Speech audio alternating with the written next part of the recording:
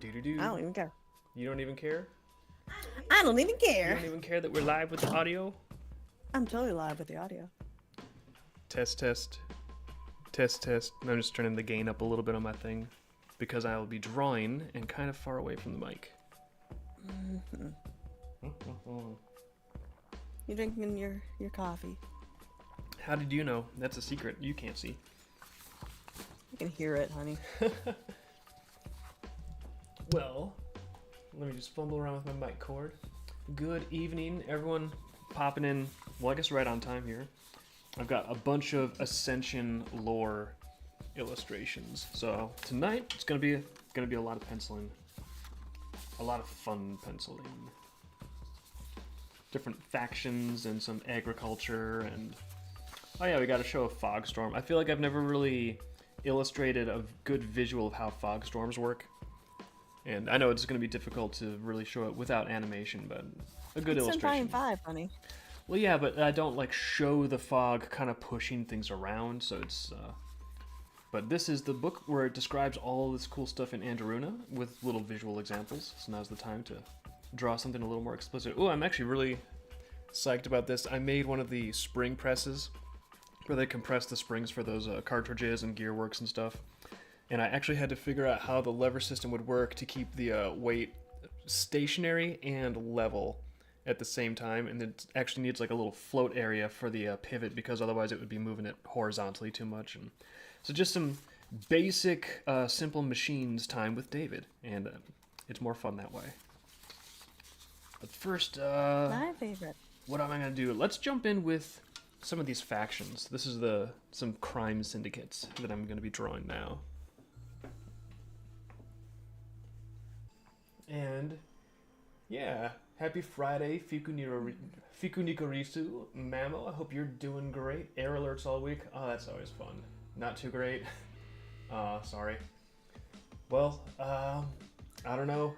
We are wishing you well, and I hope that things go better and that next week is better than this week.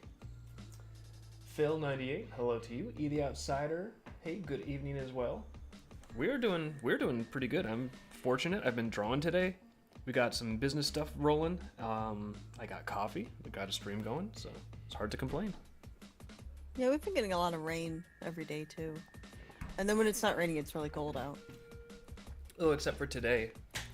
Today was actually pretty nice, and I laid out there a little bit in the sun just to take advantage of that.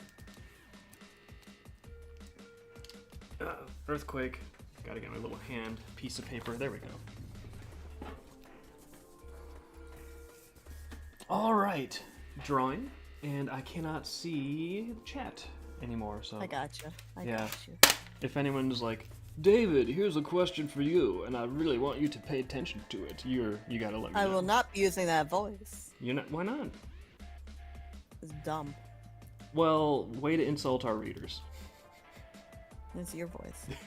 No, I was making the voice of a reader for some No. reason. That's what they all sound like. This. Huh? It is nice to be able to talk again. I don't know if anyone else in the audience is like, yeah, it's awesome to hear you talk again. I'd probably not. Probably there's a lot of celebration going on when David had to shut up for a while. But it's nice. It's been really funny when you have to write little notes on the screen like you're being kidnapped. Was it just like 1 you. week ago that I had to write notes on the screen like a sad creature? This is a funny creature. I still have a tiny bit of a sniffle, but it's nothing serious. It's on the Okay. on the mend.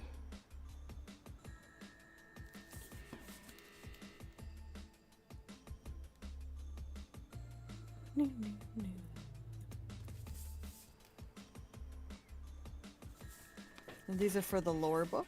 These are for the Ascension tabletop roleplay and Dreamkeeper's lore book. Yes.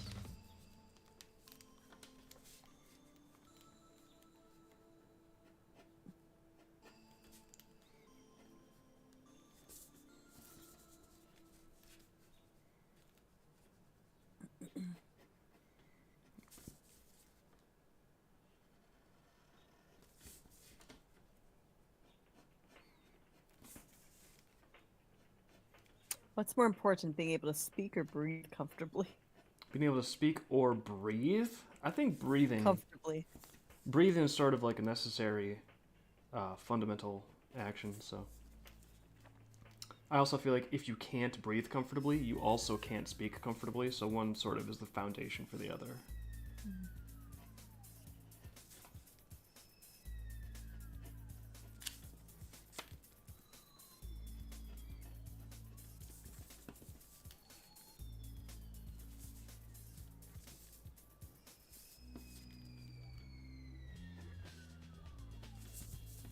Nice little vignette of some of these gangsters. The faction section is going to have some lore about different royal families, but it's also going to have some crime syndicates, which is some of these goobers that I'm drawing now.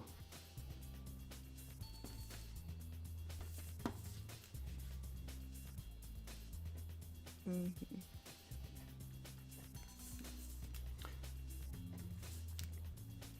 I'm fairly pleased. I think we've got everything.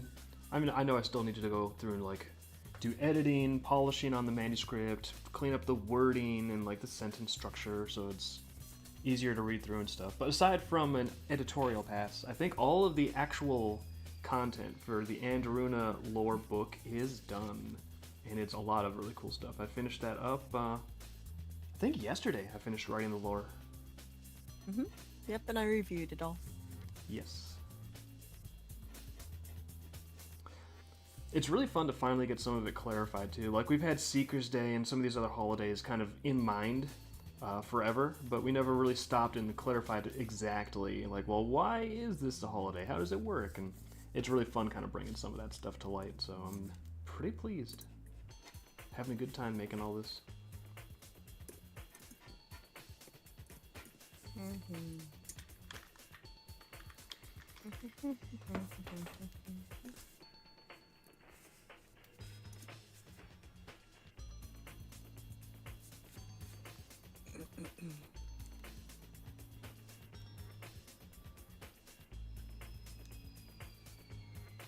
These syndicates are still currently active in the graphic novel timeline, right? These ones, yes.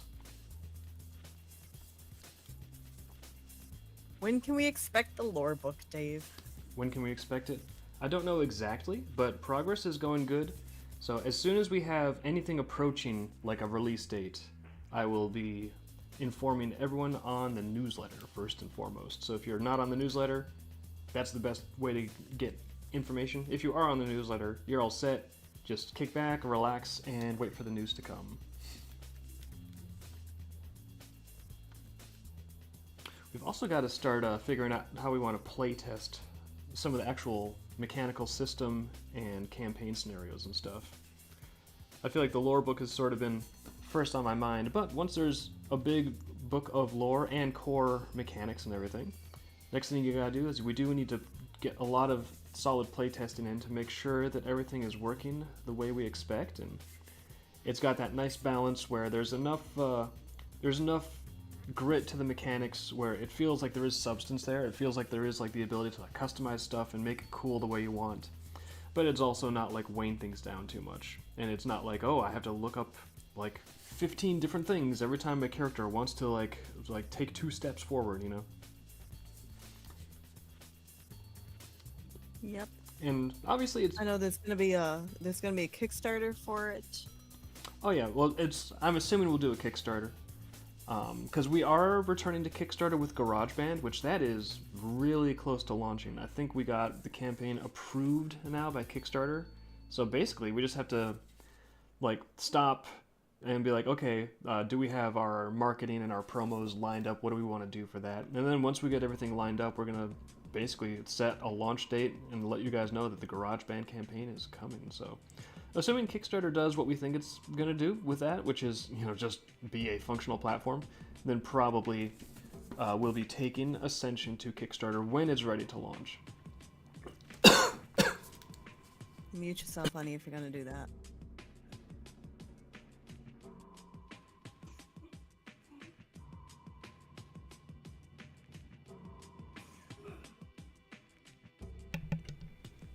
Oh, Gesundheit to me. Guru says if you need playtesting, they are available. Nice.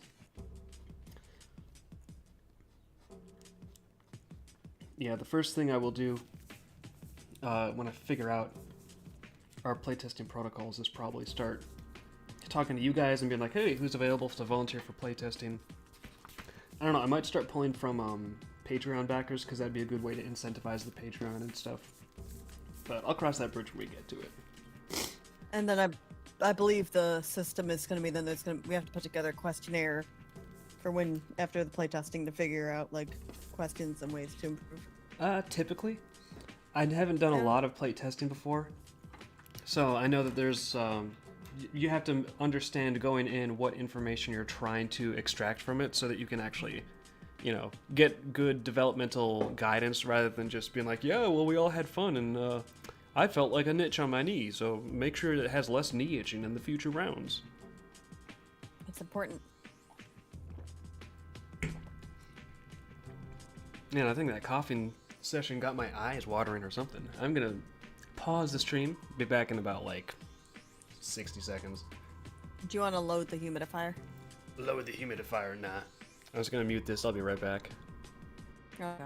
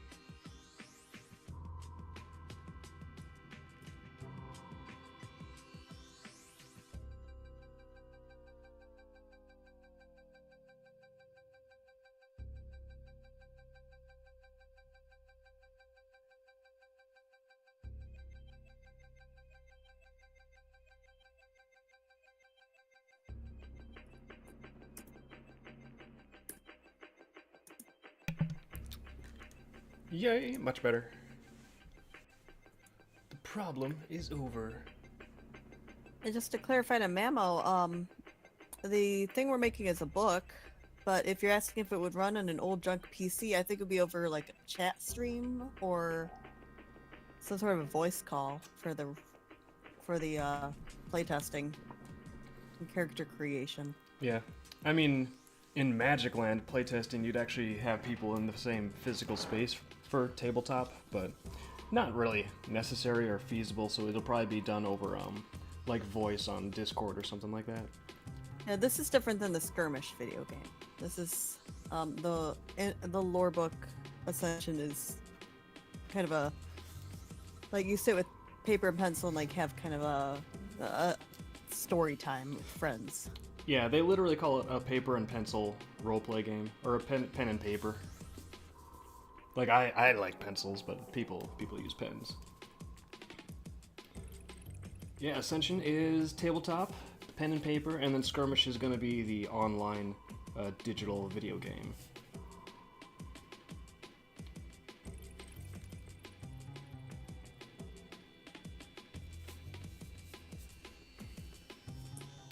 However, Memo's having some audio issues, but questions are good. Yeah. If it's any audio issues with us, let us know. But I think we got everything working right now. There's a sound delay with Picardo to YouTube. Oh yeah.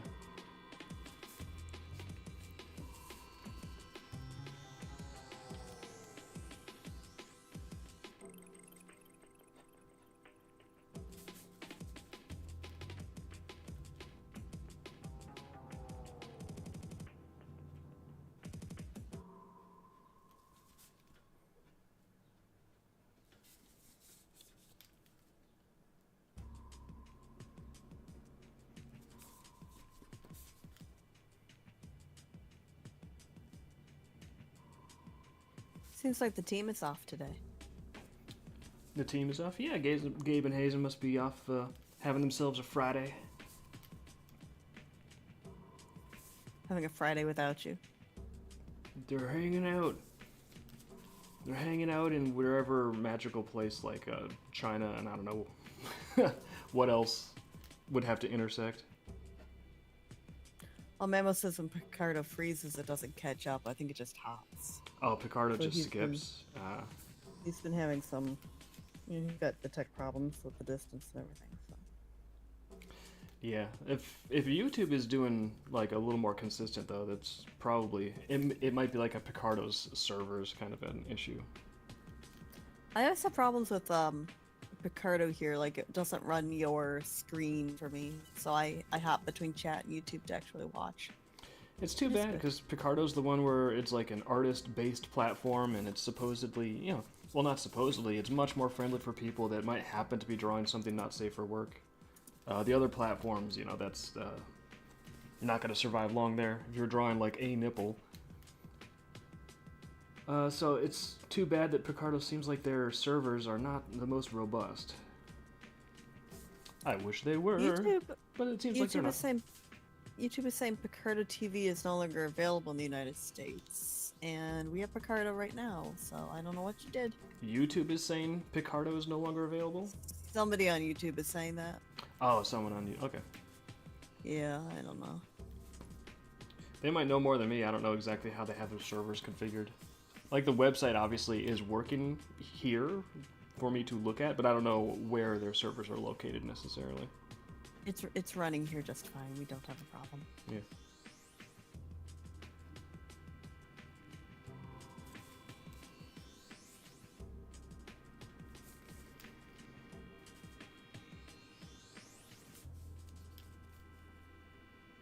Firo was saying the person probably wound up on a list and you don't know yet. maybe our mom disconnected your computer. Yeah. Put a little parental block on you so you couldn't get into Picardo. No! Mom's not letting me draw boobs! You're on a list.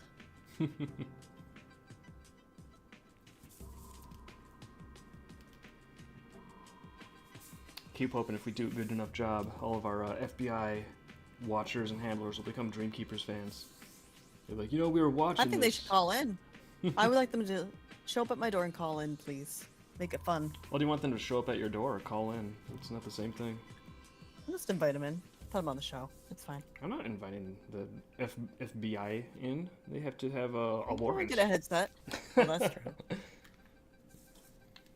I'll just stand out there with the headset and be like, "You're on air." I'll be like, "Do you have a warrant? Is this warranted?" And then they'll be stumped and they'll cartwheel off into the sun and disappear. Another victory for David. That's exactly what Team Rocket does, so, you know. Do they really, like, just get stumped every time someone asks them for a warrant?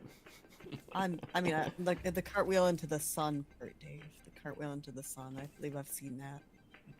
Not that I watched that show, but I happen to have. I'm sorry, the secret's out now. Hugest Pokemon fan. 6-year-old spies who. I have spies who watch Pokemon for me. I have spies that watch Pokemon for me. I wouldn't be caught dead watching Pokemon for myself. No matter how attractive Team Rocket may be.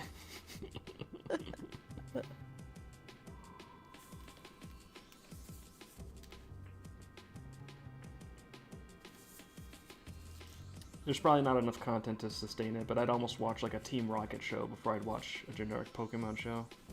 Oh, for goodness sakes, the whole cartoon was that. They had entire episodes that were just like meaningless backstory with them. Ah, so you are a Pokemon fan. Shut up. it was on like, after. It replaced Freakazoid and Animaniacs. What are you gonna do? It what? I did not know it literally replaced Freakazoid and Animaniacs. Those are two legends. The WB. Oh, come on. They had the block of like, I don't know, like 2 hours of Pokemon that nobody asked for. Now, 15 years later, I am outraged.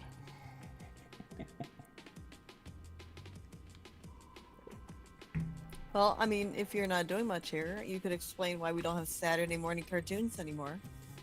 Saturday morning cartoons. Oh yeah, because of You want to explain that one? because the money Government. went away. The government. Yeah, I don't know if this is completely airtight, but I was reading something that was interesting, so I'll just share it with you guys, and maybe you'll know more about it or less about it. I don't know, but it was somebody was writing on social media that there was actually legislation in place that facilitated the rise of Saturday morning cartoons until after we won the Cold War. Then they kind of pulled the legs out from that stool, and then the Saturday morning cartoons. I mean, I know technically there's still cartoons that are on Saturday morning, but anyone who's lived through like the 80s and 90s, you know it's not the same. So I guess the original legislation was that the government would put a lot of money in the hands of networks that were doing things that were considered educational and beneficial to children. And they were really, really loose about their definitions of what was educational, so you would have studios, I guess, putting out like He-Man and Ninja Turtles and all of this like just like cool, fun cartoon stuff. And so the networks were able to pad their pockets with it. So apparently, it would seem then that obviously other financial considerations still applied. You still had to, look at how much toy sales you had and how much advertising revenue you were bringing in for those commercial time slots. But that wasn't the only consideration networks had, evidently. I guess networks had a lot of money that they could just get as long as they're like, oh yeah, this is for kids. It's educational. They're learning all about Krang and Dimension X. No problem. So as long as networks could say it was for kids, a lot of money was coming in from the government. But then at some point after the Cold War ended, the government started to be like, well, no, really? Is all this stuff really educational? And I guess the basic thing they came up with was they were like, you know what, if you're basing an entire toy line off of it, then it's probably not just for education. So if you're actually lining your pockets and it's pushing merchandise and it's fun and kids love it, then it doesn't really count as education, and we're not going to pay you all that money anymore. And lo and behold, as soon as the financial incentive was sharply reduced, the amount of Saturday morning cartoons was sharply reduced, and it's been that way ever since. So is that why G.I. Joe tried to teach us some kind of moral at the end of the episode? I wonder if that was also that Sonic cartoon. Because too. knowledge is power, and they also get paid to provide you with knowledge. That actually might be why all these cartoons, like Mario or whatever, Sonic, G.I. Joe, they all had these like PSAs just sandwiched in at the end, like, remember kids, He-Man, definitely. Get your government money payout, advice to children, something generic, boom, we did it, we're gonna get cash now. So yeah, that might have been the reason actually they had all those PSAs and shows, is because... Do you remember the Venture Brothers one about testicular cancer? Oh, do I? No, it wasn't cancer, it's the testicular torsion. Testicular torsion, I remember it well, Liz. That PSA saved my bacon more times than I like to remember. It's so funny. It's so funny what they did. Adventure Brothers is so funny. But yeah, just I guess capping off my animation, like, took money back in the day. What? It really does look like they like greased a lot of wheels during the Cold War to make sure that American culture looked like it was very superior. Oh, bleep, bleep, bleep. I gotta deal with stuff.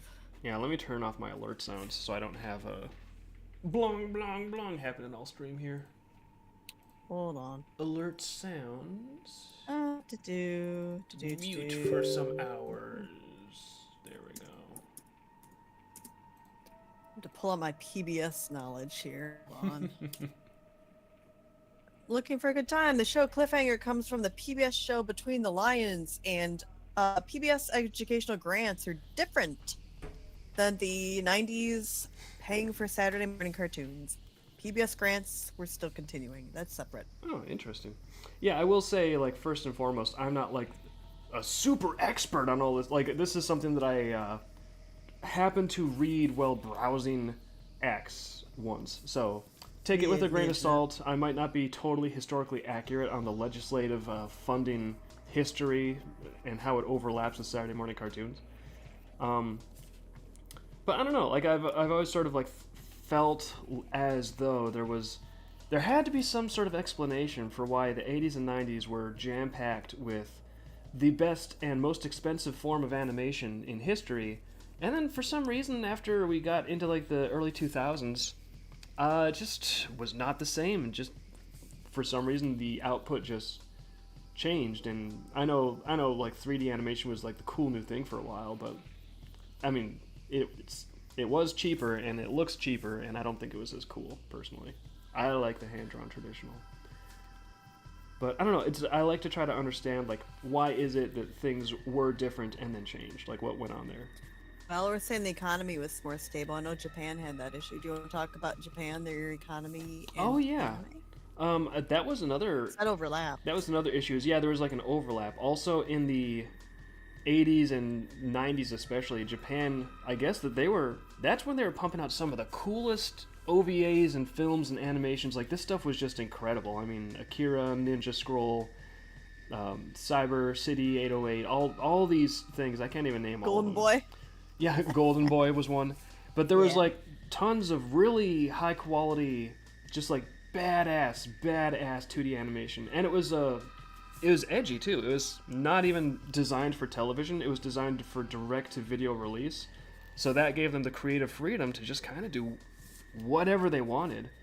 And that resulted in some of the most incredible animations ever. And I don't know, a lot of anime today, it's just like not again, it's not the same, or it's like very generic, and it's trying very hard to hit like different metrics to make it like mainstream acceptable so that it might be viable to continue on for another season.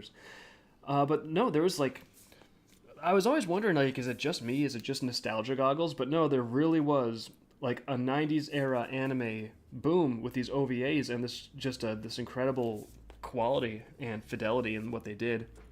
And I guess the reason that was possible was because Japan's stock market was just on fire. It was booming during that time frame. And then I guess they, I don't know the details of Japan's stock market either, but apparently there was some kind of an asset bubble, and then when the bubble burst, like mid to late 90s, boom, suddenly the money dried up, and these studios that were able to do all this great stuff in 2D animation, suddenly it's like, oh, well, you can't do it that way anymore. You got to make a way better ROI now suddenly than you used to, because the source of financing is just not what it was before. Okay, so back to what we were talking about, like Pokemon. I kind of wonder if there was some sort of workaround where they could just import shows and redub them from like Japan, like Yu-Gi-Oh and Pokemon and maybe Digimon, and then just like save money just by importing instead of actually making something new. Well, that's probably, I think, a lot of what we did see happen directly, like later in the 90s and 2000s, is that's basically Toonami in a nutshell almost, is just these naturalizations of shows that are already animated, they're already produced, so it was relatively low cost just to, I am done. just to get some new voice actors. Yeah, Japan suffered an economic collapse in the 90s. That's what we're talking about, is that the money for the anime actually dried up, which is why the quality of the animation really kind of fell apart. When did Dragon Ball Z come into that? Because that's the one I really noticed on the quality. I don't even know when Dragon Ball Z first came out. I mean, it's been going on forever. But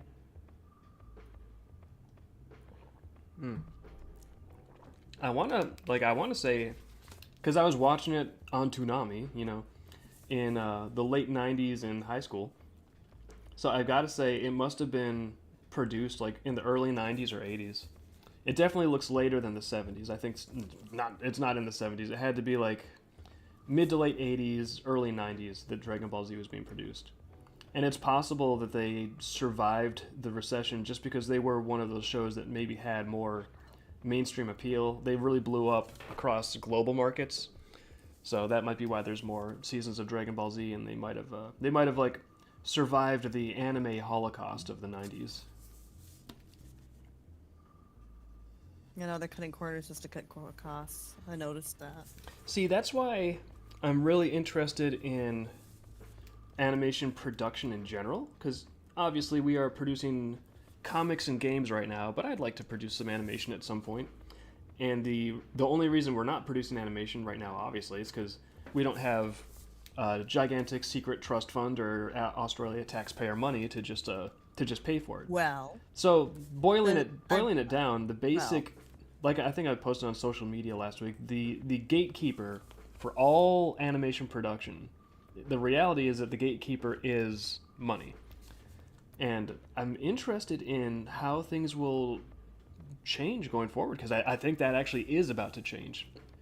It seems like it's been Sure. true. It was true for Saturday morning cartoons. It was true for like the best era of Japanese anime, and I think that money is about to be dethroned as like the de facto gatekeeper for animation okay, production. yeah, I gotta say, the thing holding animation around here is you're doing lore book and volume 6 first and skirmish at the same time. Well, Captain's Log 4 is there. We got to get that out, like, so that it actually runs at the same time as the GarageBand campaign. So that's going to be. That's what I'm doing right now. Is I'm trying to get a bunch of Ascension stuff done. So when we pivot to that Captain's Log video, I can really hit it good and try to get it done You efficiently. just wail on the animation. I know. Exactly. We'll see how much of that goes on. We'll see how much animation is done on stream. We'll just keep that under wraps and not go into detail on that, though, Dave. Okay? Oh, okay. Secret We'll techniques. see. Yeah. What could see it what we show. possibly be? Be animation. Ooh. Yeah, we Anyway, we there- have we a got, hostage that's really good at cleanup animation, and I think that's going to be a game changer. She's got 4 feet. 4 Long feet, toes. about 2.5 feet long. Is Chomps like 2.5 feet now? How big is Yeah, she? about. I haven't measured lately. About 2.5 feet. Sleeps a lot. She sleeps a lot because she doesn't have anything to do right now. Yeah, Good at digging. that's right. All of this damn lizard care is going to pay off as soon as we get our cleanup animator working.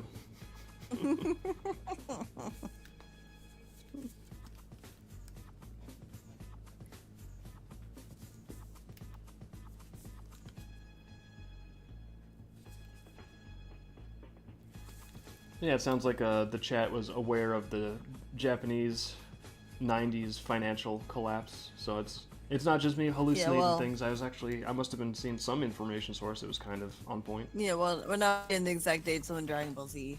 And Oh, nice. When was Dragon Ball Z made, actually? I'm curious. anime started in 1986 Japan. 1986.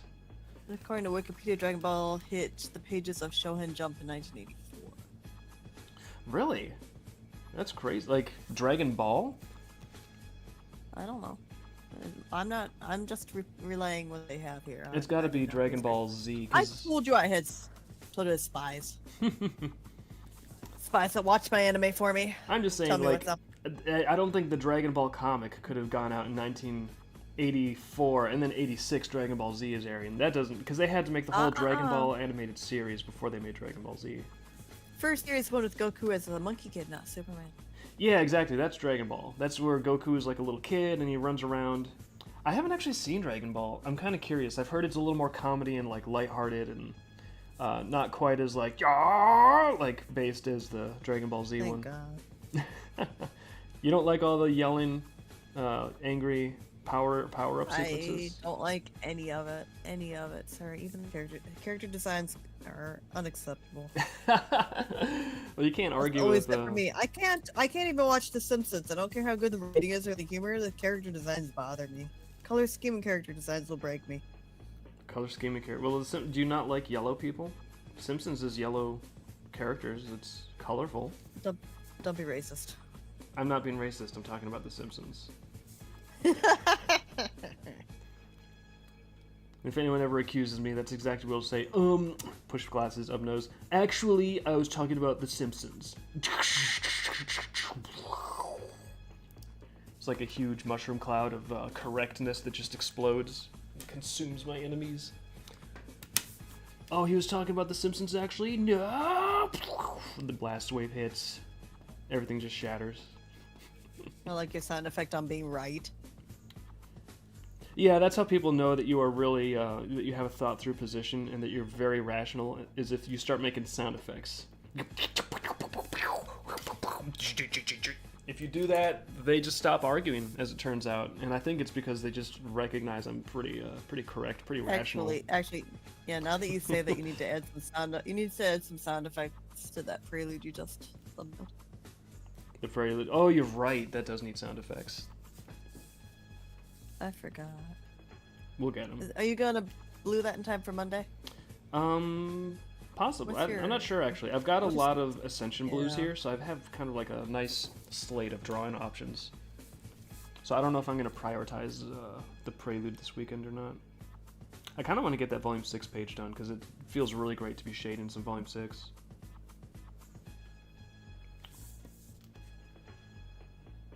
All right. Mesa Bast. To explain, I posted a chat and sketch drawing. And Memo's coming back with something. We'll see if it's... He switched he switched Bast to Mace species. Oh yeah, that's from kinda the cool. from your chat and sketch. I was going to say before, he was like, I switched Mace and Bast soft drink brands. No, I think I like the line design he did, but honestly, I think he just switched Oh, that's cool. Let me try to pull color it up on patches stream on the head. for you guys. Yeah. Browser, Switched color patches properties, mostly. tab with all the porn. Oh no! I'm kidding. It's just what Mamo was sharing. Porn you drew. My Oh, porn yeah. tab. Of No, porn that's stash. that's fun. That's like them playing Fall Guard with those big boxing gloves. Nice. That looks good, Mamo. Good stuff.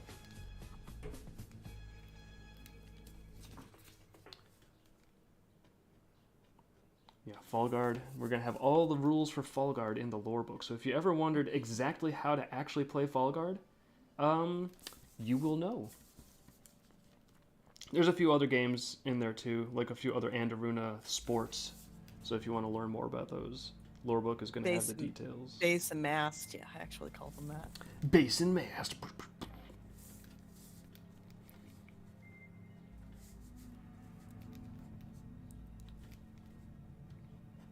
All right, I don't know who Toriyama is, but apparently they had the inspiration. Is that the Dragon Ball Z creator? Yeah, it's Akira Toriyama, that's him. Okay, they altered the narrative by making the main character a few others aliens and created their own universe. Oh, they sure did. Yeah, I've never heard of any story ever that has the main characters as the aliens. It's crazy. Like coming to Earth from a planet that's being destroyed, and they're like actually way stronger than the Earthlings. Like, I like Dragon Ball Z, but that is... I'm not going to be like, the premise is the most original thing in the universe. It's like, it's not, but I would definitely watch it before I'd watch Superman, honestly. Way more fun. I don't know, Goku just has more personality than Superman. I think others would agree. Well, that's true. I don't know. It's all the characters in Dragon Ball Z look alike, and then there's that green thing, the antenna. Yeah, well, he doesn't look like the others, right? So he's green. Far too serious. Piccolo. I like how serious he is, and I like how seriously Piccolo fans take him. I think that's perfect. Is that what Kind of we're calling awkward. Piccolo What? fan? Say what? Is that what we're calling them now? Piccolo fans? Piccolo fans, yeah. Why is there like a term for them? There's like a technical, scientific something? Yeah. Nerds. I Really? think it's called nerd. Piccolus Fanaticus. Yeah, of course, the Latin scientific word. Oh, so hey, did you get my note? There's a stream, so you stop trying to talk to me. Oh, pfft. No, I was talking to you about how there was a stream and I was not on it, and I was trying to get on it. Yeah. Got through the barrier. Got through my. Gotcha. I can't believe my stream security has been penetrated yet again. How did they make it inside? That'd be so funny if you could just do that to streams, just like interrupt and get on people's streams and mess with them. Only if I can get on their You stream. know, Twitch has the opportunity to do something really funny, and they just won't. I was going to say the only way that would be perfect would be if you can actually have a visual representation of yourself on their stream as well, and it's got to be like a little ant crawling across the stream. So it's like, how did this get in? Like those fucking dinosaurs people would have in their Twitch chat or whatever. Yeah, like that, but it's like an ant on the screen, and everyone's like, you got ants, No. there's ants coming in. It's a spider. It's like a realistic looking Ooh. spider, like Yes. as though it's like actually on your screen. And then everyone just like tries to like smash their own screens and destroys their equipment because it's not really a spider. It's a When trick. it when you talk, it like slowly like turns a little bit to like show like its fangs, and they just have like lips and teeth like a person. Like a little, It's just like, hey, what's up? like that one Hi. screaming orange, like it's just got that for a face. Oh yeah, but you know, not as like terrible and unbearable. Yeah. Okay, Dave, can you show your drawing to the screen a little bit so Mammal can grab that and play with it? Yeah, sure. Let me try to show this to the screen a little more. They look like the Haid Knights from Dark Souls 2. I don't know who they are. Doesn't know what that is. This is just a criminal. They look like that. Criminal syndicate. Really, they wear bags over their heads? I thought that was a totally unique thing. I was like, I'll have them wear bags on their Oh, I heads. thought that was like No one else I thought has that was done like a this. plate armor helmet. No, it's just like a fabric drapery coming down. They're all wearing satchels. Yeah, they have these cool like plate armor helmets, and they have I think they have white armor, and they have like this light like sort of like sea green cape, Oh, cool. like cloak that they wear around the armor. That sounds neat. They're cool. Yeah, they're like one of the most memorable things from Dark Souls 2, if you ask me. And they're like they're not hidden, but they just are like scattered around the whole game, and some like if they get close, they'll bum rush you and violate you. Dave, can they not afford metal armor? These guys, some of them might be able to, but most of them, it's not really like they're getting in fair fights that often if they can help it. The Baghead gang. Yeah, I don't know. They're not soldiers. They're well, I mean, technically you could say they're foot soldiers, but it's a criminal syndicate. They're out there like doing stuff, not necessarily being on like the front lines in the battle. And the thing about armor Not is being able to see? Not being able to see because they have bags on their head. They did not think this through. No, obviously you can see through the bags. Like that goes without saying. That's clear, Liz. I don't have to spell out every little thing. It's not like they're running into walls all The day. lore book, I think you should. I think that'd be great. I will add a little note that They're says running into what? I will add a little note that says they are not running into walls. They can actually see through the bags, just for the people that They're don't. they're not running into author's note. These people are not running into walls. Apparently, Okay, that's so if you think that, you're wrong. Thanks, Don't make your wife. game. Don't change your game where they're doing that. That's incorrect. don't tempt me. I will write that note in there if it's funny enough, and it could happen. You bet. I will come to your house and I will cut you. Yeah, well, make sure you play the right way. But no, they're not running into walls, and they don't want to wear metal armor all day. Metal armor is heavy. It weighs a fucking ton, and it's really hot. And Metal armor is heavy. so you don't want to just like be wearing Have it casually as a thing to do for fun. Have you ever been like actually suited up in metal armor? I never have been, but I've heard people say that it's cumbersome is a word for it. It's not like It's extremely heavy. Like Yeah. it's way heavier than you think it is, like and you think it's heavy. I know you can move pretty quickly, like especially medieval full plate armor. There's a lot of flexibility in there, and at first you might be like, "Oh, it's not that bad," but it's like, yeah, maybe it's not that bad. Over time. for like 5 minutes, Yeah. for 5 or 10 minutes, you're like, "Yeah, I could totally kick some ass in this." 2 hours later, you're gonna be a little, you're gonna be feeling it, you know. All right, are they low level in comparison to the other groups? Yeah, they're really dumb because they have bags on their head. No, stop. You're ruining it. steal stuff, You're ruining it, Liz. I made them to be cool and badass. Serious. You're making it seem like it's dumb. You're making everything I made is seem dumb. The lore book, this is dumb. No, it's not dumb. It's cool. The lore book, according to your wife, this is dumb. We'll have that on the dust jacket, like one some of the quotes, like "It's dumb, Liz." I prefer the quote, really. Really? Quote, "Really?" Question mark exclamation point. Liz, wife of author.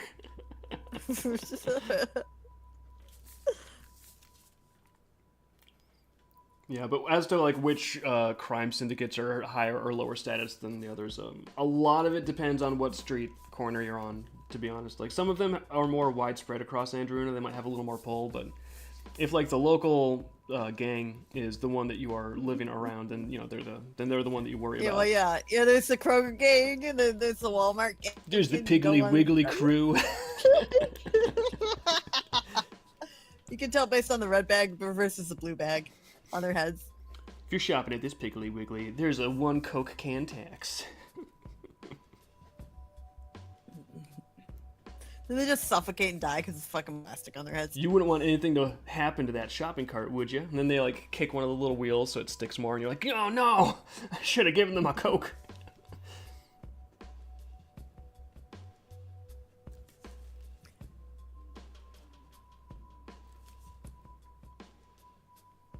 You killed Hazen.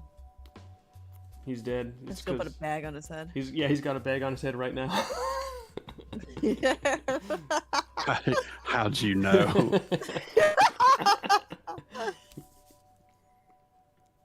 Yeah, nothing big. I just like to put a bag on my head and chill. makes me feel safe during thunderstorms, you know. Yeah. Have you seen those like those thunder shirts that they put on cats? Yeah, they make those for dogs too, I think. Yeah, I think it actually works for dogs. For cats, it just shuts them down. Like it just shuts them off. Yeah, because they don't like it.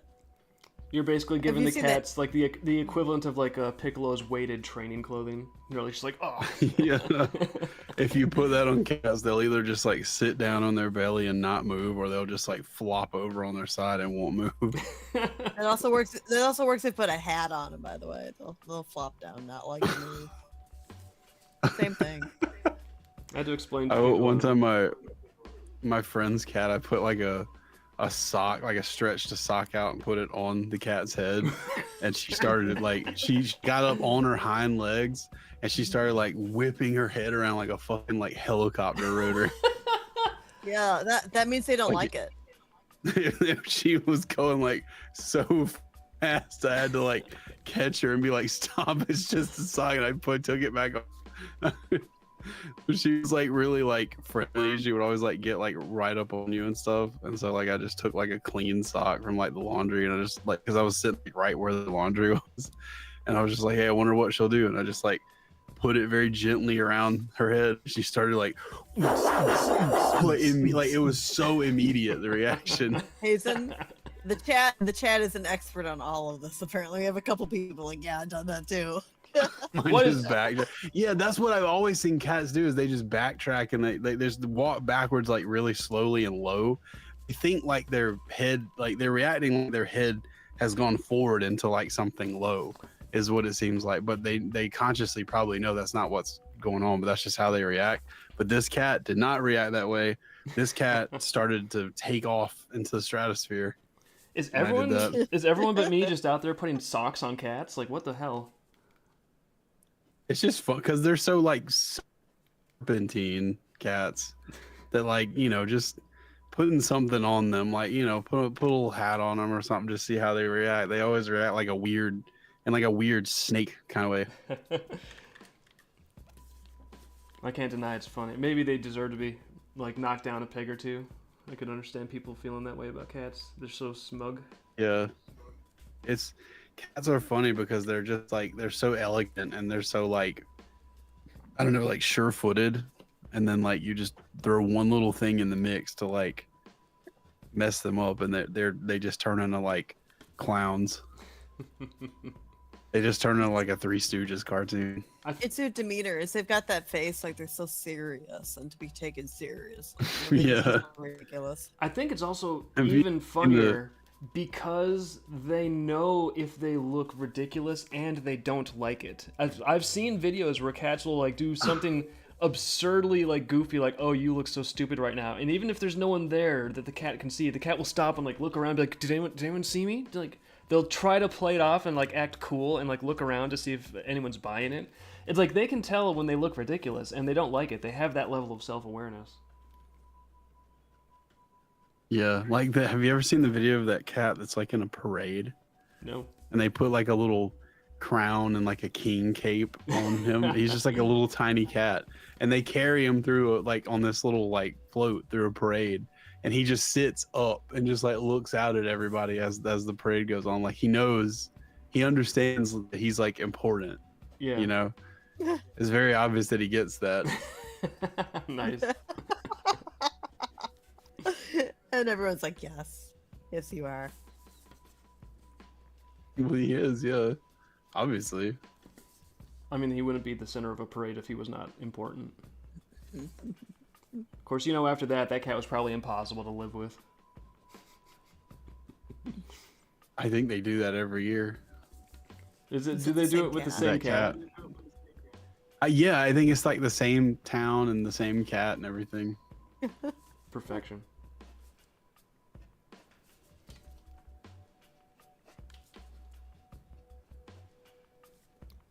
I love that video that's come out recently of like someone touching, like reaching their hand over towards their cat, like the scene from How to Train Your Dragon, Yeah. and they have Oh, it's like yeah. side by side, and when, like instead of like bucking his hand and licking him, the cat just like grabs his hand and then starts like biting his fingers.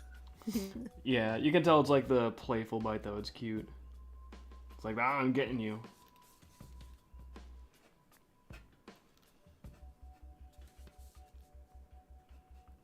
Yeah, it's like that, like not trying to break the skin kind of bite, but like how cats, I don't know, like they have so much fun, they get like a little bit overstimulated or something, and they just start like gnawing on your, like not hard enough to make you bleed or anything, but they'll just like kind of like bite at you.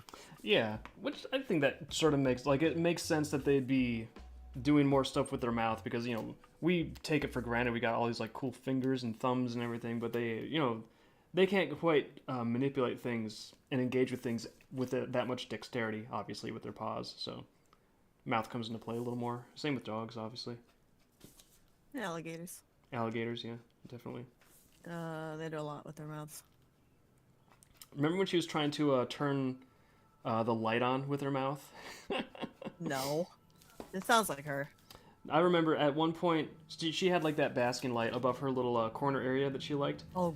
And at some point, the light bulb burned out, and she's just looking up at there, and we heard like thump, like tink, thump, and we looked, and she was trying to go to the light bulb and like mouth it and like mess around with the light bulb with her mouth because it's obvious she wanted the light to come back on because it was warm, and the light was not on. So she was like, okay, well, how do I get this thing to do what I want?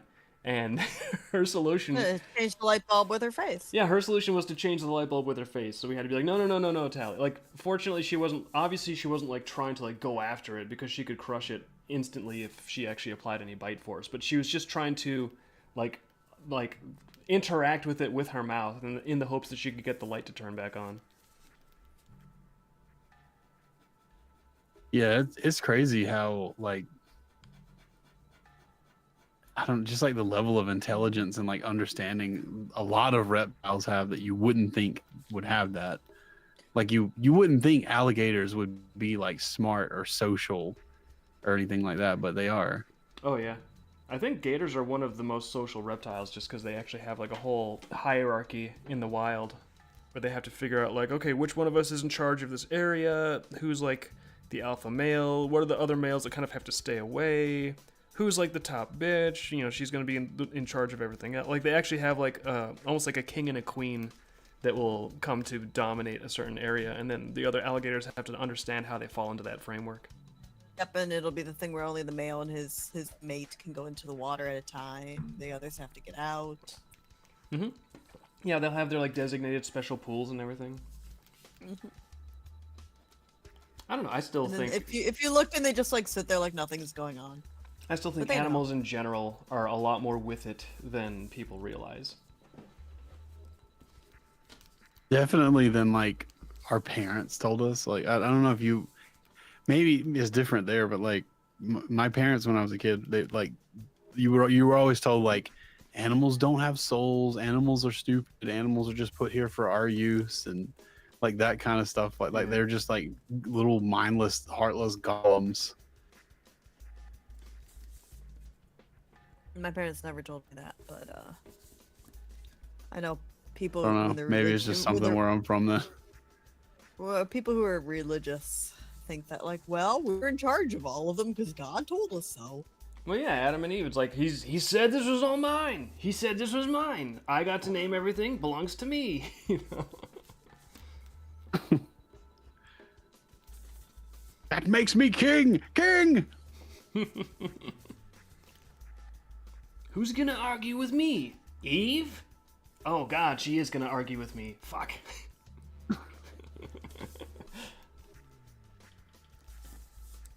Oh man, yeah. Oh boy, speaking of like old Bible stuff, have you heard like this new alien theory? This like the aliens that come down in the well, some of them are apparent. You know, people are now saying that they're saw a meme Nephilim. of, Yeah, I've heard I the. don't- wait a go minute, ahead, what Liz. is I'm this? sorry. I just saw the image of Sam Hyde in the spaceship, and they're like him too. You know, like he did it. He used the plane. I've not seen that. I'll get it for you. I put it somewhere else. Yeah, it sounds fun. I would look at that meme.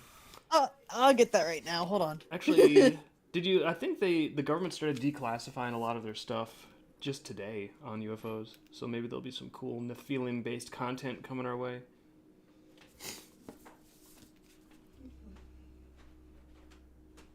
Yeah, Trump released like something he or demanded the release or whatever, ordered it. I don't know how it works, but like he told the FBI which is like weird to me. The FBI is like the one that has the information. Like what is it really like the X-Files?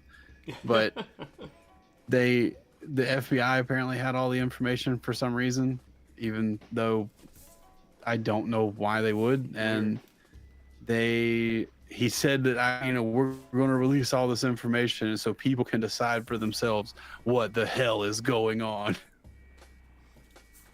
I love that he wrote that like it sounds like a fucking Jesse Ventura like that show that Jesse Ventura had where he's like, yeah, I'll tell you stuff that will blow your mind. I never saw that show. It sounds like a fun show though. Did he? I can't remember what the show was called. It was just literally called Conspiracy Theory with Jesse Ventura. That sounds good. But now I want to watch Conspiracy Theory. I want to watch a show that is called Mind Blow. It's time for Mind Blow. Don't call it that. Such a mind freak. Yeah, I like. Has your mind been it was blown written like today? it was like an intro to that or something. It just ends in the Hiroshima nuclear bomb explosion at the end of it. All right. Anyway, Mamo did some stuff. I don't know what you did. Oh, let me check out some Mammo stuff. What? I haven't seen this Sam Hyde thing. Oh my I told god. you. What is he like? He an looks Oh, alien? hey, so he insane colored now. your thing, Dave, and he put some stupid words on it. Oh. He colored let's it. see. Browser activate. Ecolor. Hey, cool. It's nice. Sir Lardass the Useless. Oh man, that guy's not gonna be too happy about that name. Fingers are knives. That's He's nice. not These even are great. fat. These are the heroes we're stuck with. What a joke. Prince Edgelord von Douchebag. That's good. I love that the guy on the right is just like a human. Yeah, he's just like, hey. I'll take it. Thank you, man. This is fun. Is there another one? There's two of them. Oh yeah, he's got like a whole spread here. Oh, it's like different styles. my The goodness. Dungeon Disappointments. The Absolute Bozos. The We Swear We're Not Trying Too Hard Squad. A James Gunn film. Oh, these are fun. Did you see the map that Mamo put out on X? It was so funny. He took like the Andruna map sample that we shared, and then I guess he had Grok or some AI put place names on there, and it made up place names, but they were all like really like gaudy, profane, obscene place names like Bastard's Rest and like Ass Blast Peak. It was like, and it was covered with them. Like, I mean, dozens upon dozens. Blast Peak. That's like one of the tame ones. Like, seriously, this map is freaking hilarious. I saw that he made a map, but it was like I was just kind of like scrolling through Twitter, and there was like you had something to- with like you a have whole bunch of words on it. So I was like, I'll look at that later. That's what the words were. Yeah, like that. The value, the fun of that is when you actually stop to read the words. You're like, it's just like every other one is like a knee slapper. I had a good time with that. They're all inappropriate. It's all fantastic. I am tempted to just be like, nope, these are the canonical ones. I'm not gonna whatever I did erase. I want Bastards Rest in Andaruna. It's a great place. You could have Bastards Rest. Bastards Rest. Since AI can't copyright anything.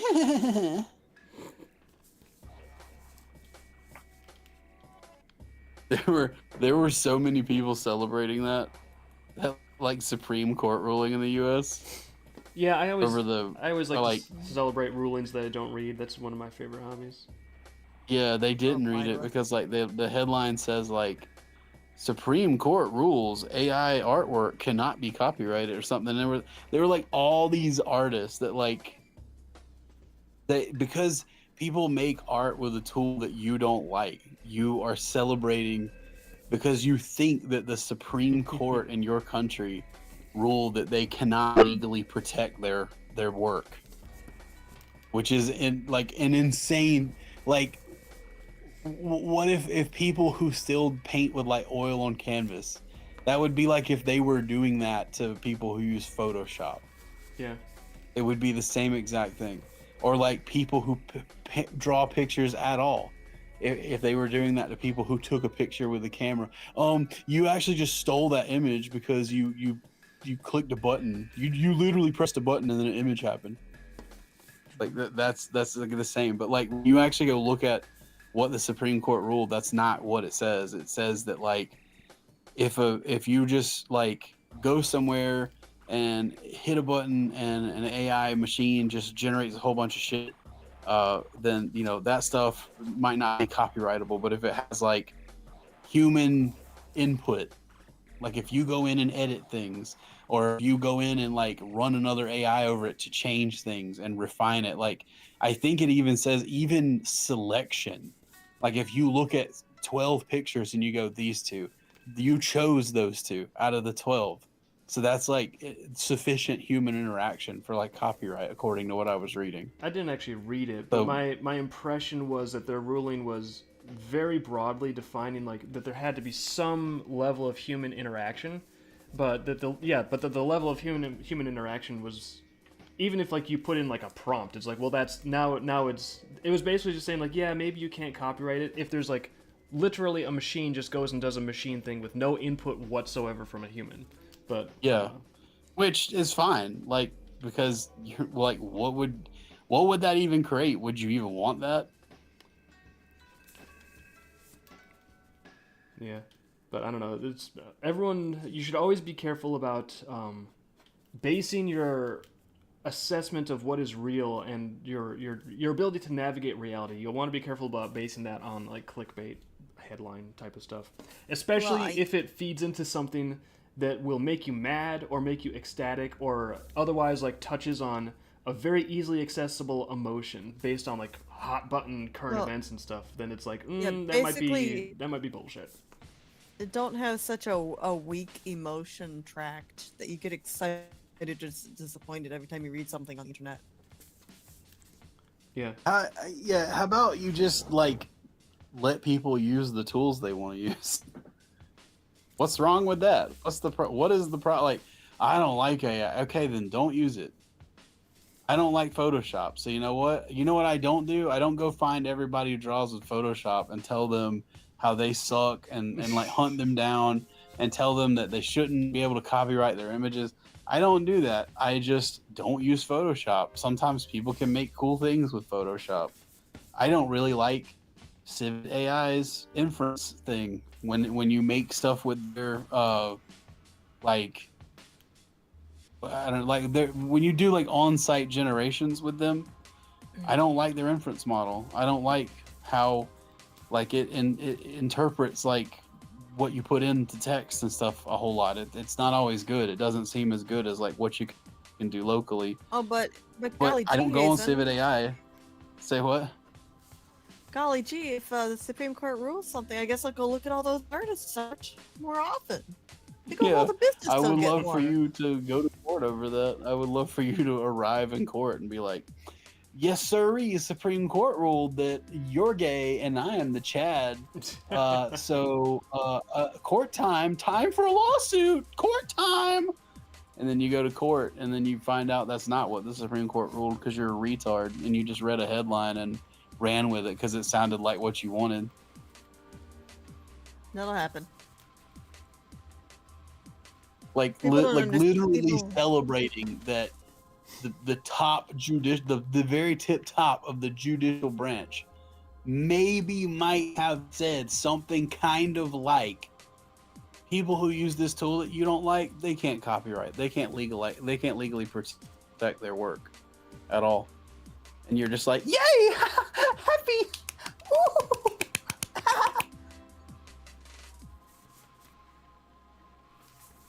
We were talking about earlier about like how budgets have made a big impact in what was allowed to be on animation, and even like the financial crash of Japan kind of ended that like golden period of all these incredible OVAs they produced in like the 90s and stuff. And I have theories about that, but yeah, I know what you're talking about. And I was also I'm not like a historian, so I could be off on some of the details of all this, of course, but I was also talking about there was some legislation where networks in America, Saturday morning cartoons, were getting some funding from kind of behind the scenes from the government, because if a network said, oh yeah, it's educational, boom, they would get government money for that. Until after the Cold War had been over for a while, then they were like, actually this stuff isn't really that educational, so we're gonna like amend the wording so you can't just fund Saturday morning cartoons with this government money anymore. Maybe it was like, I think we've had enough of that. Maybe they saw the Ninja Turtles live action. Yeah, well, costume. they just decided. I think I've had enough of that. They just decided, like, you know what? If you guys are selling toy lines off of this stuff, it's not really educational so much. So we're gonna change the wording of this law so it no longer funds Saturday morning cartoons. Poof, we saw less Saturday morning cartoons. But my overall point here is like that basically from time immemorial, even on the indie animation scene like today, it's really who has the money that decides. That has always been the gatekeeper. The gatekeeper for all 2D animation always has been who's funding it. Even me and Liz were talking about Don Bluth. Like a Don Bluth, you might think, oh, it's this perfect setup. He had his own Don Bluth Studios. He could make whatever movies he wanted. This was like a dream setup. And it's like, well, it was as close as you can get to a dream setup, but he could not actually make any movies he wanted. He would because he would have to pitch ideas for movies to, I think it was Columbia, and if they decided that they didn't think it was a viable idea, guess what? There wouldn't be any funding. So it, again, was up to the people in control of the money to decide what gets made and what doesn't get made. So the reason I go off on that tangent is because I am very, very interested in the fact that we are seeing, in the early stages, we are seeing, like baby in a cradle, something that might change that dynamic forever, where the gatekeeper for what gets produced in indie animation may, for the first time in history, no longer be who has all the money. And I'm kind of excited about that. Mm-hmm. Yeah, I'm excited about that too. Like, I don't know if I should say this, but I will. I'll say it as safely as I can. I've told people for years that, like, you know those artists that you've liked, they've been drawing for 10, 20 years, however long.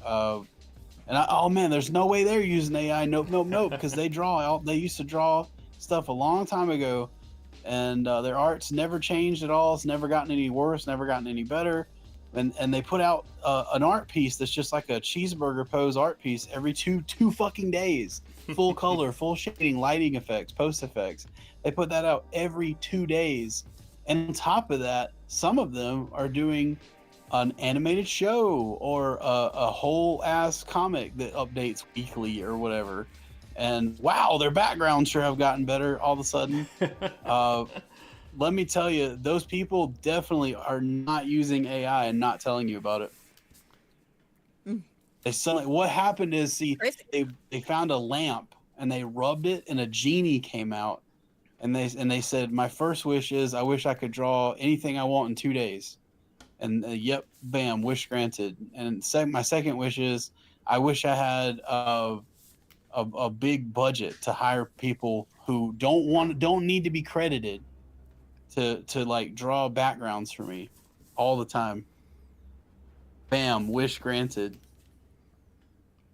And their And third then wish is no, I know what the third wish is. The third wish, they didn't complete the wish. And then the genie is always stuck asking, like, "Oh, is there anything you need? Is there anything you need?" And then the artist just gets like constant attention all the time from a fan. And that's their final. That's they funnier never than what I complete was their gonna wish. say. I know. It's always like, ooh, a fan forever who's always on their hands and knees begging for, please, please, what do you want? I still say, like, honestly, my opinion about artists using AI and stuff to do exactly that, like, if it makes the art I'm not even look shitting better, on them. yeah, it's like if it makes the art look better, like, cool, then your art looks better. Like, granted, it's a little like silly. It looks better and you can do it faster. Yeah, it's a little silly when you see someone have like a huge leap in like, it's like, oh, your art used to look really primitive, and then suddenly now it looks like flawless every time. Okay, but like the thing is, the result is better. You can't say the result is worse. It's better than what they were doing when they were not assisted. I think the only thing for me is I have the same attitude as when I saw like that one unnamed studio that we shall not name that was tracing CG models and then pretending it was just totally like hand-drawn 2D animation straight from the cow's tits, you know. It's like, listen, this is a good tool. It gives you consistent results. There's no problem with you using it. But the fact that you're like trying to be slick about it, the fact that you're trying to be deceptive about it, it's like, I don't know, maybe people can get away with that sort of thing forever, but it just seems like, why do you have to bullshit? Just tell people what you are doing. It's not a big deal. It's fine. Well, you know, first they're gonna deny that they're tracing the 3D models, and then it'll be, what's wrong with tracing 3D models? Well, I mean, like literally though, like what is wrong? What's wrong with tracing 3D models and adding a bunch of scratchy pencil lines in later? Yeah, that weren't like part of the drawing process. Like literally, there's nothing wrong with it. No genocides, no crimes occurred. There were no break-ins, no victims. It's just a tool to help people. Especially, I can see if you have a production with a lot of different hires and there's like a range in terms of their drafting ability. It probably is really helpful to have something to sort of keep things tethered, keep things on model. So I don't think it's a problem, but like. And it's probably just a hang-up of mine because I tend to be like, well, I like to be out front and upfront about things personally. But it's just like, well, why don't you just fucking be real about it? Why do you have to try to pretend to be something you're not? Because the thing you actually are is fine. It's fine. Well, it's interesting that the behavior shows they're very insecure about what they're doing, which, you know. Well, it's like, yeah, I'm sitting here saying like, hey, I don't think it's wrong, but it's like, but then based on their behavior, it's like, well, maybe they think it's wrong if they're trying to conceal it. But I don't think it's wrong. They're doing their best. I'm actually really encouraged with the animation test I did a couple days ago. I want to talk about. I took. Oh yeah, you should talk about that. Yeah, no, because that came out really impressively great. So obviously, as we're sitting here and I'm talking about animation production, it's no secret. Are you gonna show it? I guess I could. I guess I actually. You have to. You can't just talk about it. Yeah, if I talk about it, I think it's worth showing. Yeah. Yeah, I just have to figure out where I have it saved. I know it's on my desktop somewhere. I need to sort it. But basically, I've been saying forever. Can I send it through Telegram? Say what? Can I send it through Telegram and you get it? Can I send it to you on Telegram? No, it's somewhere. I'll find it. But I'm drawing right now. Also, no one even knows what we're talking about, which is why I want to talk about it. But no, everyone knows, like, yeah, David probably would make more animation faster if he could.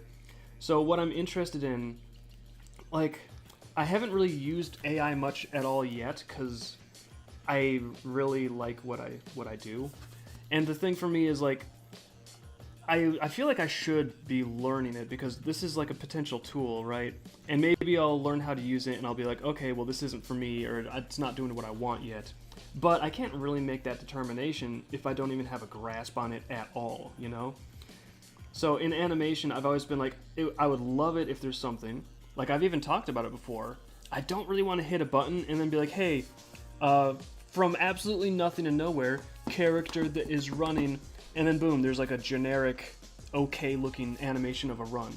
It's like, that's great, it's fast, it's easy, but if it's generic and it's not moving like the exact way that I have in mind, then I feel like it's not really my art. I feel like I am not bringing something to life, if that makes sense. So what I have always thought would be great would be, well, what if I could do animation, or I could do some rough animation, and then maybe clean up a keyframe or two, and then tell AI, hey, I've got this cleaned up keyframe, and I have all these other in-betweens. Could you please do the thing where you clean up the in-betweens for me? Because seriously, that is, when it comes to animation, rough animation, obviously it takes a lot of work to do good rough animation, but the majority of the grind that just, like, is hugely time-consuming and expensive is cleanup and color fills and cell shading. And I mean... Tell them which program it is. Okay. And I mean, it's, yeah, so I think that if there was a way for me to be able to do some rough animation, oh, perfect, that's the motion I like, that's the exact number of frames, that's exactly the right way the in-betweens work, and then just have a machine that magically cleans up and colors it. For me, the thing I had in mind, and I didn't think the technology would be here for a while, the thing I had in mind was like, you know what? If I have like the ingredients for an animated sequence, and then I can hit a button, and the only thing that's different in the result, it looks exactly the way I would clean it up and color it, and the only difference is that it saves me like 4 days of work. If that's the only difference, is just that it has saved me tons and tons of time, and it looks precisely the same, it's precisely the same animation, precisely the same cleanup and colors at the end of the result, then why wouldn't I use it? I'd be kind of like stupid not to just save shitloads of time so that I can do even more animation. And so I've been busy, obviously I've been busy, I've been doing a lot of drawing for Ascension, Volume 6. I think a lot of stuff, AI just isn't useful to me in making a lot of these things, because a lot of it's not like generic, a lot of it is like, well, I don't know what is in this setting until I draw it, and it's like no one has ever drawn something like this before. So, and that's fun, that's why I love doing what we're doing, because there's so much creativity and originality involved. But that said, a few days ago, I'm rambling on just because I'm also having fun drawing, but a few days ago I took the time and I was like, you know what, I know I've got a rough animation for Skirmish somewhere, I know it's like got a cleanup frame for the character, I know I've cleaned up some of their animation and finished some of it, but not all of it, and I know I render out little tests sometimes for the rough animation. So I found some really rough pencil animation, and I fed that into AI. I was like, okay, here, take this animation, but clean it up and color it so it looks like this reference frame. And then I gave like a frame where I had already done the cleanup animation and the colors. Actually, the test is even better, because part of the animation I already cleaned up completely, and then part of the animation was just completely like the pencil roughs. And the results were pretty cool. Yeah, let me find the file. It's not perfect, but it was so good that I was like, whoa, if I just shit this test out with barely any effort at all, if I was... Hold on, gotta name the source. I'll call it test. If I actually, like, did strategic frames of cleanup within the sequence that I'm targeting, then I think I really could get it, like, actually perfect. So, now I gotta figure out where I saved that. Oh yeah, test... Let's see. Yeah, there we go. Let's loop it. Okay. Yeah, so here is the test. You can see what I started with, and then you can see what the result is. And then I did an overlay. So I started with a cleanup sequence of V's damaged idol, and then there's a rough animation sequence where she gets downed, because I'm sorry, if you play Skirmish and you don't play well enough, you might die. It could happen. And the downed sequence, totally rough, no cleanup yet. And so I just took this stuff and I gave it one frame of cleaned up and colored animation of V, and I was like, hey, take this animated sequence and please clean it up and color it as though, like, using this frame as a reference. And honestly, the result is really encouraging. Like, the damaged idol that's going on top of my cleanup that I already did, that's basically perfect. I think there's one color fill that's not correct for some reason, like the patch on her arm. I'd have to go in and change that back to orange. Yeah. The tail in the damaged idol, I think it's good. Yeah, it's perfect in the damaged idol. And then, obviously, when she gets downed, the line quality gets a little looser, but I think if I go in there and get a strategic in-between or two that I clean up myself, then I can get the whole render so well on the tracks that basically I'm looking at like 4 days of labor where I set it up and it took 4 minutes. Like unironically, that's exactly what happened. Now, granted, this is not perfect. Like for some reason, the AI was like, "Hey, would you like some sparks flying in the foreground that you didn't ask for?" And it's like, "No, what are you like?" I haven't used it barely at all, but that's what I'm gathering so far is that You did this with like no prompt though. Yeah, it was barely nothing. Like I'm serious. This was literally I was on my way to bed and I was like, I'm pretty sure I could do just a quick test. I'm curious about this. Let me just like squirt something in there. Literally like 4 minutes of like, and then make it animate it. 4 minutes.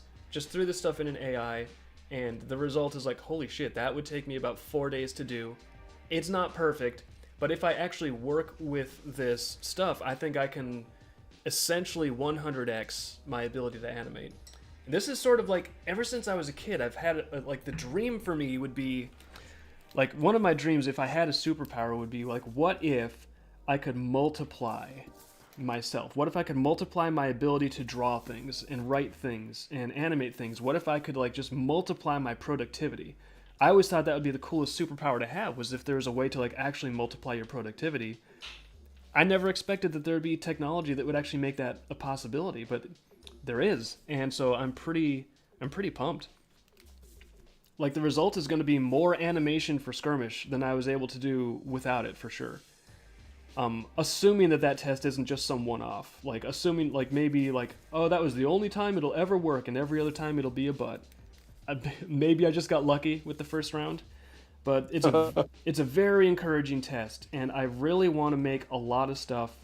And for me, if it looks exactly the way I would do it, and the only difference is I have more time to create more new things, it's kind of a no-brainer to me. So, I don't know. Yeah, the Outsider, that doesn't matter with this particular one because they already like block copyrighted stuff. So it's not like no one's gonna be able to go into that thing and be like, make with no like reference picture and be like, make Dreamkeeper stuff for me, and it'll do it. And even if they could, it wouldn't matter because it wouldn't be. You're gonna be able to do that with something anyway. Well, plus, and good luck. I'm not sure what setting up your own render farm. By the way, like what is he? I'm not sure what he's saying. I don't have eyes on chat. He's saying that this should work better if you use your own mini data center instead of feed that to data farmers. But I don't like all those things are training something when you enter something, but it's not like they just straight up like always take thing that you do. Yeah. But yeah, I agree. It would be better to use stuff that was local. But you can't. There are some models like Sora and Seed Dance and stuff like that they're not available locally. You cannot like get them and download them and use them locally. So those are the ones that you need like fucking 128 gigabytes of RAM to run or something like that. Yeah. AI by chatting in here. Mamo says I train AI by chatting. Yeah. The other thing too is like if you use any social media or post your artwork anywhere, even Discord, you're training an AI. I personally, maybe I'm foolish for thinking this, but I kind of don't mind that. Like, let's say I have this magical tool. It doesn't matter. That will help me animate Skirmish faster and get more animation in Skirmish than I could do alone, and it's exactly my style of animation. That's pretty cool. It looks like that's going to be a reality. Let's say the downside is this. The downside is that data of my animation raw inputs that it's helping me with, that data can be leveraged by more people to make more animation just generally look cooler. Like, AI is going to be inspired by what I've done. Like, that kind of sounds cool, honestly. If I'm like helping to make my animation really good, and if that helps more people's animation also be really good, well, cool. Then shit won't suck as much, Maybe stuff won't suck as much. Like if the animation inputs are like good quality inputs, and we get some stuff with a little squash and stretch and a little anticipation and tension, because that is one of the concerns that I had when I was looking at using this as a tool for animation. Was one of my concerns was like, okay, well, so let's say it's got all this training data for anime and Studio Ghibli and maybe Warner Brothers or something. And so you can be like, oh, make it in a style like Warner Brothers or like traditional Disney.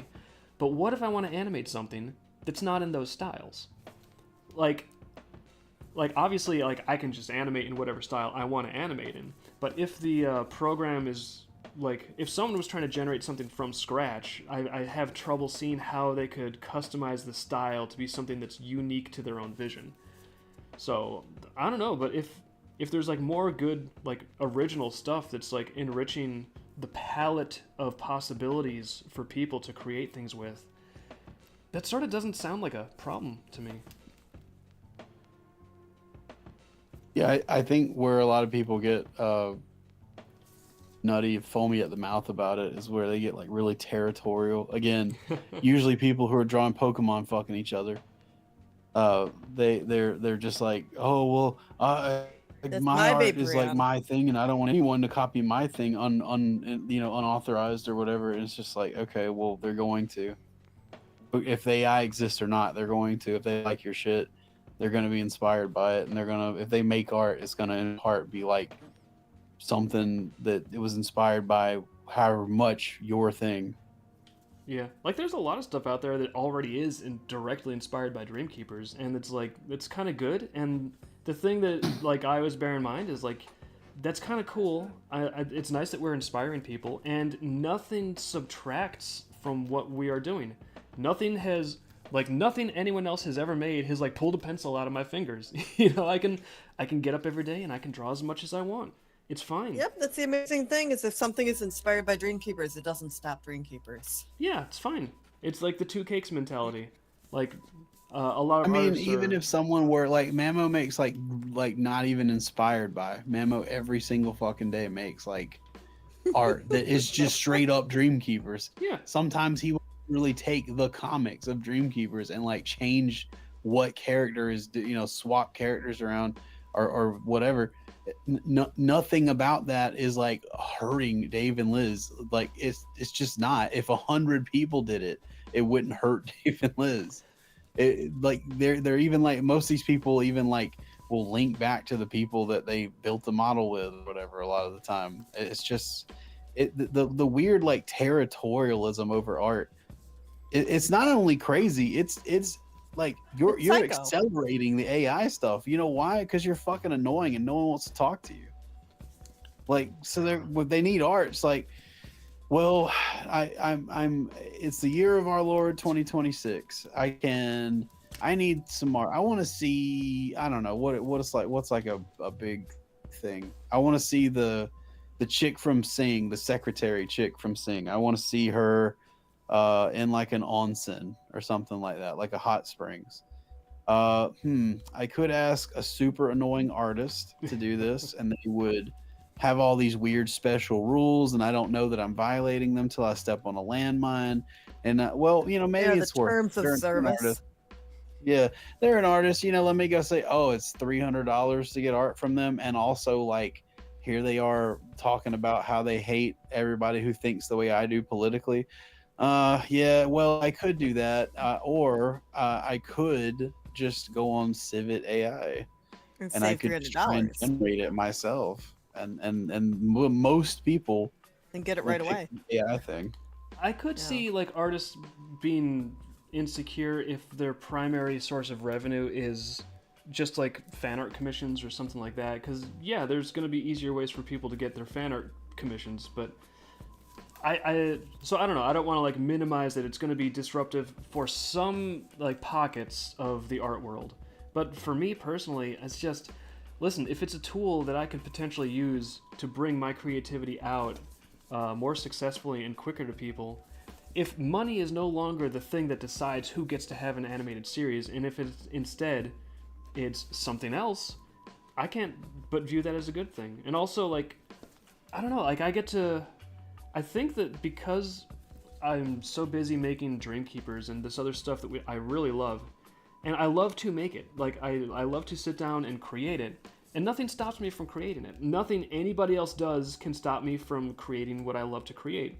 Other people could be out there making, like, anything. But does it stop me from making stuff? Does it stop me from drawing? Does it stop me from imagining? Does it stop me from writing and like bringing things to life, like from my mind into a format where other people can also enjoy it?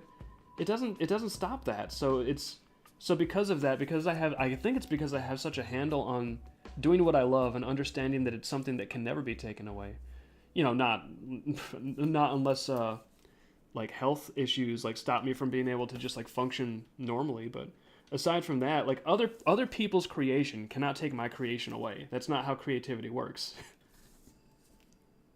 Yeah, I don't think it's they because get that idea though. I think so. they some of them I think get that idea, but I think for a lot of them it's not even that it's money, because you don't, let's face it, like unless you have something like a book or something like that people are interested in, you're just not going to make ends meet like in any normal circumstances by like commissions and stuff. It's just not feasible, right?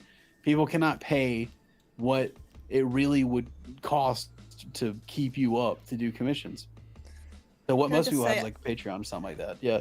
Yeah, And they know people are still going to come to their Twitters and stuff for their art. But I think I've said this before. I think what it is a lot of these people are annoying, insufferable cunts.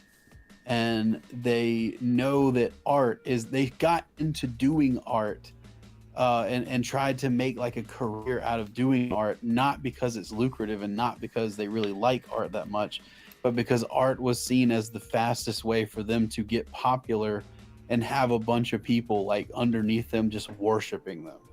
And a lot of people think I'm crazy when I say this, but if you just go look at like how some of these artists treat their fans and stuff, you'll see what I'm talking about. I've seen a couple, yeah. I think that a lot of these people are they are completely insufferable. They cannot, under any normal circumstances, sort of like foment a friendship or anything that's any kind of meaningful. And so, like, they just want to. Typically, they want to have a bunch of fans, and the number one thing they really want to do most of the time is they want to have other artists that they like notice them and become friends with them. And that is, for a lot of the furry artists you see on Twitter, that is the only fucking thing they care about. Oh, there's another thing too then, Hazel. I'm not sure if you know this, but then the other goal is they have a throne list where people buy them presents. Oh god. Well, if you're a girl, that makes sense. Then it's still not good, but that's the only if the only way it makes sense is if you're a girl, or if you could fool someone into thinking that you are a girl. Wait, that's the only way that makes sense to me. You're saying I could be drawing and people could be buying me presents for this? Wait a minute. Yeah, that's literally what that is. Like, you have like a Patreon and stuff to sell and books and stuff and all that, and then you just go like, by the way, guys, if you just want to get me a PlayStation 5 for free, hint, hint, wink, wink. I would love a Switch too, hint, hint, wink, wink. I'll totally post your name on my account if you give me a present. Maybe I'll send you a picture of my butt. I'll draw your OC, giving me a present. I'll fart out your OC. There you go. But yeah, it's I think just get a fucking Patreon. Like, yeah, I don't see a lot of people doing that. I guess Liz, you're seeing that more than me, but like, people really do. Yeah. All these guys, it seems like it's mostly men. Like they want to go online and they want to draw pretty girls. No one has a problem with that. Where the line starts to come into focus is when you'd want to draw pretty girls, and then you want to be treated like you're some fucking e-girl, like you're some fucking Twitch thought. Yeah, they draw their own, like they draw a pretty girl, and then they want you to pretend that they are the pretty girl getting. That's them. Yeah. Yeah. And that's what I think a lot of these people that, you know, I'm presenting as such and such, whatever. I don't think they really believe in that. And I think they know about themselves that they're not really like that. I think they're faking it because they know that's just like an easy way to get attention online. I'm one of these weird people who think that is like a real thing. I think there are real people who suffer like the curse of like, you know, oh, my neurology doesn't match like my physical body or whatever. Like, I've met people like that if it's not real, then they fooled me. But like, there are a lot. That's like 1% of the people that you meet. Like, most of the people that I've seen they just know that's like the way to be treated better online, is just to make everybody pretend that you're the little fucking like fox girl or deer girl that you draw or something, or most of the time that you just get other people to fucking draw. You know, I've seen one guy, and it is a man who gets these presents all the time, Oh and then man. he has to turn around and resell them when he runs low on money for his food. He has to resell what, like the stuff people like the stupid like wish list stuff people get. Yeah, yeah. He turns around like years later and is like, "Does anybody want to buy this for $50?" Yeah. Well, that Oh, I mean, it's that's just being it's like that's the just Grinch. Being, that's just being thrifty. If he's not going to use it anymore, then maybe someone else would Yeah, why get not more sell? enjoyment out of it. Yeah. Well, part of Why it not is he sell like, this ooh. thing, like- Part of it is that it's from him. Can you imagine being the person who bought that thing? Like, you buy this thing, and then they turn around like a year later, and they're just like, "I'm selling this thing. I don't want this anymore." Yeah. I thought you were gonna love that jar of peanut butter forever. You betrayed me. Oh man. My seed oils. My seed oils. Does anybody want my seed oil for $50? What? I got you that seed oil. Yeah, I thought I- you was gonna eat it. Here's a signed photo of my face holding it. This doesn't really happen. But here's a And my photo of me face with the in item. shot like that meme of women taking a picture of something. Yep. Ooh, Mammo says people talk to the DK Pixie posts. Oh, nice. Well, Mammo, People which talk stream, to them like they talk to Mammo- them like they're real. Mammo, which stream What country character are are those you people today? from, Mammo?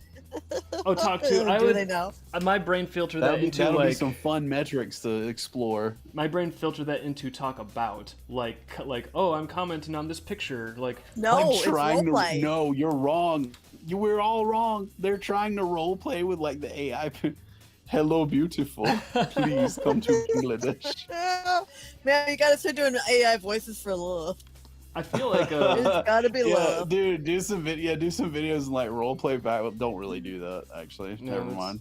It's gonna be the next OnlyFans. It's that kinda- robot. yeah, with that kind of it opens matches your- Well, then they need to send you Bitcoin. Mammo needs a throne list of gifts to send his 8 AI girls.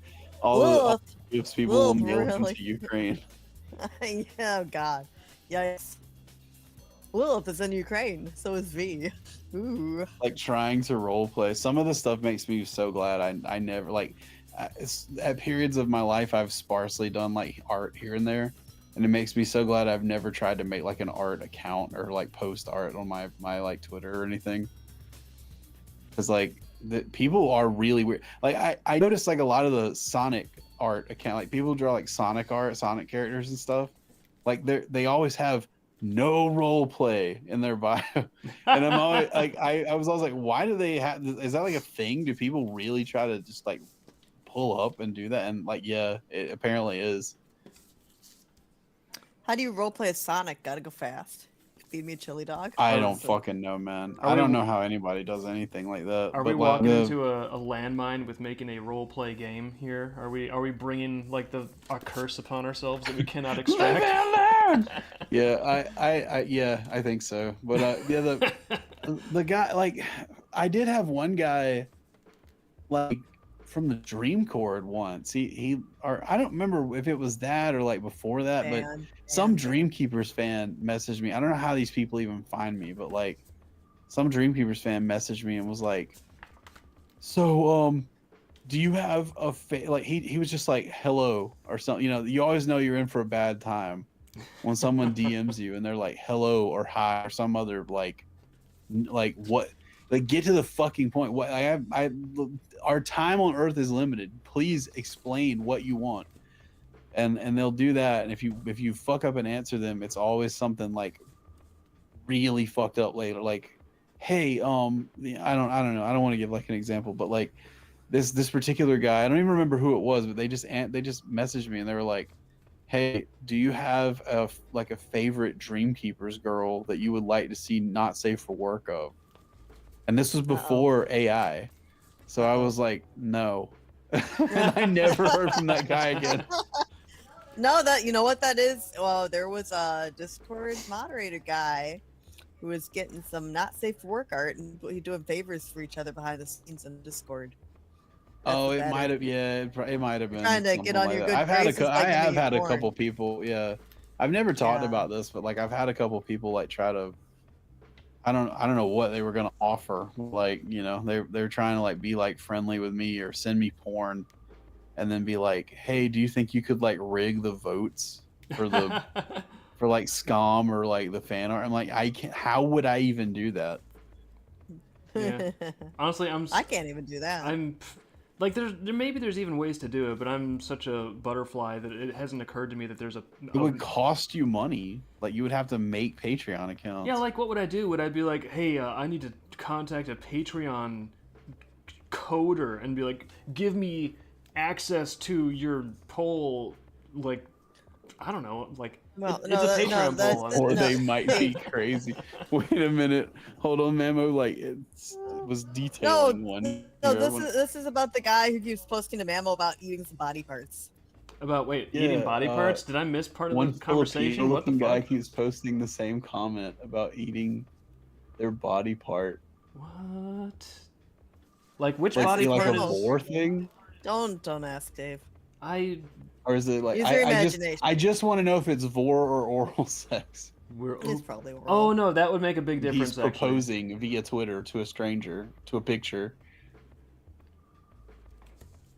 yeah. Actually, I kind of want to know this distinction too. This like none of it is like, hey, this is cool and well Oh, adjusted. there it but is. Nope, there it is. There, what is? I don't have eyes on chat. You have to talk to me. Oh, I'm not saying that one. It's I want to suck your, and then yeah. So I want you're- to suck your He Python wants to script. suck Yeah. your kitty cat. Dave wants to suck your kitty cat. I don't have a cat.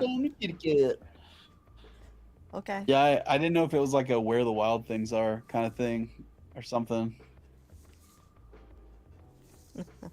Apparently not. Dave, why are the sketch of the month rules more restricted? It's because of time. Because Dave doesn't have a lot of time to do things. Yeah, generally. Out of other things. Yeah, and like people just the votes get split like cuz like if you have like 12, 20 fucking options, there's just going to be a bunch of people who just vote for whatever it is they vote they suggested. Yeah. Yeah, so They're never going to vote for anything else. So like condensing it to by 5. narrowing it down, you force people to like just pick something out of some things that maybe they didn't suggest. Yeah. It also helps us, like, if we're inspired by something or if one of them has a problem and we can't explain it, it would be Yeah. weird to, like, if there are 16 suggestions and we only show 15 every time, it'd be hard to. So we just pick what seems Yeah, the most it also inspirational. like helps weed out like fucking crazy weird shit that like only one person wants like every month. Yeah, it's just easier to also to get I like getting like the 5 options in there because that gives us I feel like there's enough there where we can hit like a different sort of chord. Like I don't that's another reason why I don't want to have it be like, "Oh, you can request nudes and not safe for work." Like I'm open to doing that sometimes, but as soon as you turn that into something people can explicitly vote for, then it just like swamps the vote every single time. So that's why I sort of like to be like, let's encourage some variety. So I like to put something on there that's a little fan servicey, a little potentially naughty and fun, like something sexy, then something that's like maybe lore based or concept based and like developing Yep, like you know. For example, if we got 5 ideas that were all about Tekra, we'd like to pick one Tekra theme. Yeah, So like I then want to be careful not to split the vote on characters too much. Like sometimes that might happen a little, but just mainly having like overall different topics. Like maybe something that's kind of heartwarming, and then that way it gives like the readership something like to vote on where there's a lot of like actual variation in terms of like what is the thing that's gonna make it for this month, and that way I think it just helps keep it fresh, helps keep it from being like the same type of stuff always getting voted on too consistently. Yeah, I mean you can only draw they sneak into the shower and stick their finger up Lilith's butt. Like, wouldn't that be funny, guys? Would you smell the finger? Like, you And can then only this character's draw watching. that. And then that character's Yeah, and there's all watching. these other characters that are just they're watching, they're looking on, or whatever. Like, you can only draw that like probably about 24 times before it's Only like, okay, I'd like to maybe draw 23. something else. 23 times. Yeah, and again, I'm not like against a little bit of fan service here and there, but I also like, especially if it's something that we've like literally already drawn before. Like if it's like, oh, what if like V was stripping on the stripper pole in the nightclub? It's like that's kind of a saucy idea. That's the other one. Yeah. It's all like there's so many pictures of that already, and like it always still gets suggested. Yeah, again, like I'm not totally against the idea, like intrinsically from the core of my being, but it's just sort of like, oh, I literally feel like I've already drawn this. So if you want to see David draw this, you can. I have. It's there, and I think that's another thing too. Is like if there's something that I've drawn so much of that it sort of is not exciting for me to consider drawing it again because it's just like, oh, this again. I've already drawn. Like if it's something that is like that would be boring and I wouldn't want to draw it. That's where I sort of know, then I probably shouldn't have that be one of the options because I don't want to be, you know, if you make yourself draw stuff that you don't have any enthusiasm for, I feel like over time it does start to kind of show through. People can kind of see when you're not like inspired anymore. They can kind of see when the fun is dying out. And so I want to just keep the fun alive. Yeah, you don't want to look like you're phoning it in. Yeah, exactly. I want to make sure that every time there's like a sketch of the month that they voted on to draw, like every time I'm like, oh, this one could be cool, and I want to make something cool every time.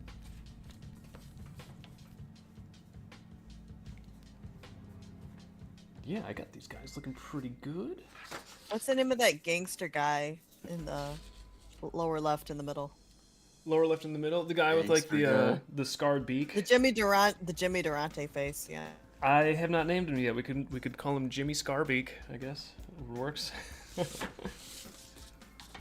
Old Jimmy Skinny Scarbeak. boy. Yeah. Got the fog storm.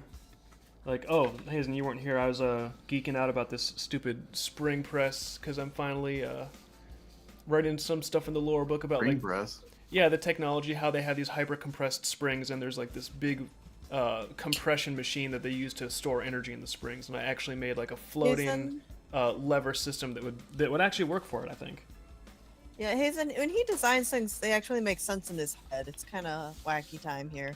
Well, I mean, it can be fantasy and cartoon and everything, but I also think if there's a little bit of like realism, it just kind of makes it a little more tactile. You can almost like feel it a little more. It feels a little more like a real fantasy, if that makes sense. And that's why So it's the like magic in the middle. Yeah, so it's like, okay, you got these springs and these tubes, and you got like plungers that go in there and compress them. Yeah, that makes sense. So you have like a really heavy weight on top because these are like cartoon super springs, right? So you need a ton of weight to compress it down. And then so I have this lever because it's like, okay, well, how do you like lower this thing up and down?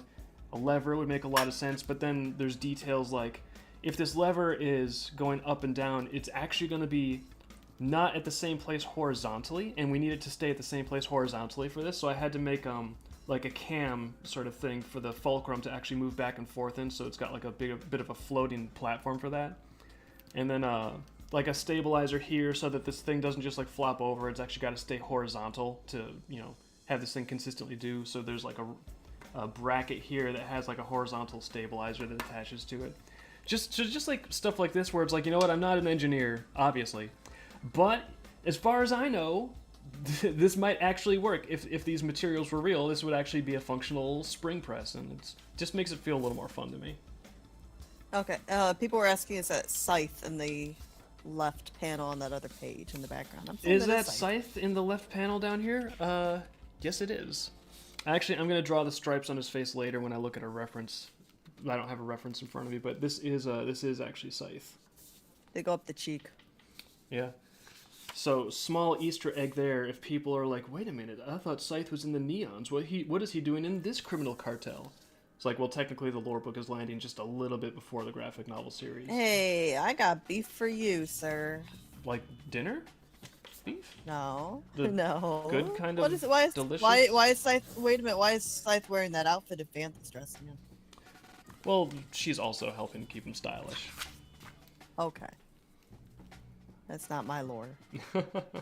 We will align all lore. It'll be fine.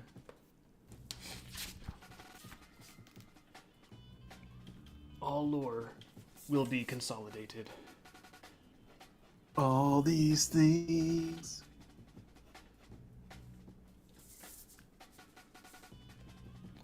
Only 5 minutes It's left. from another world.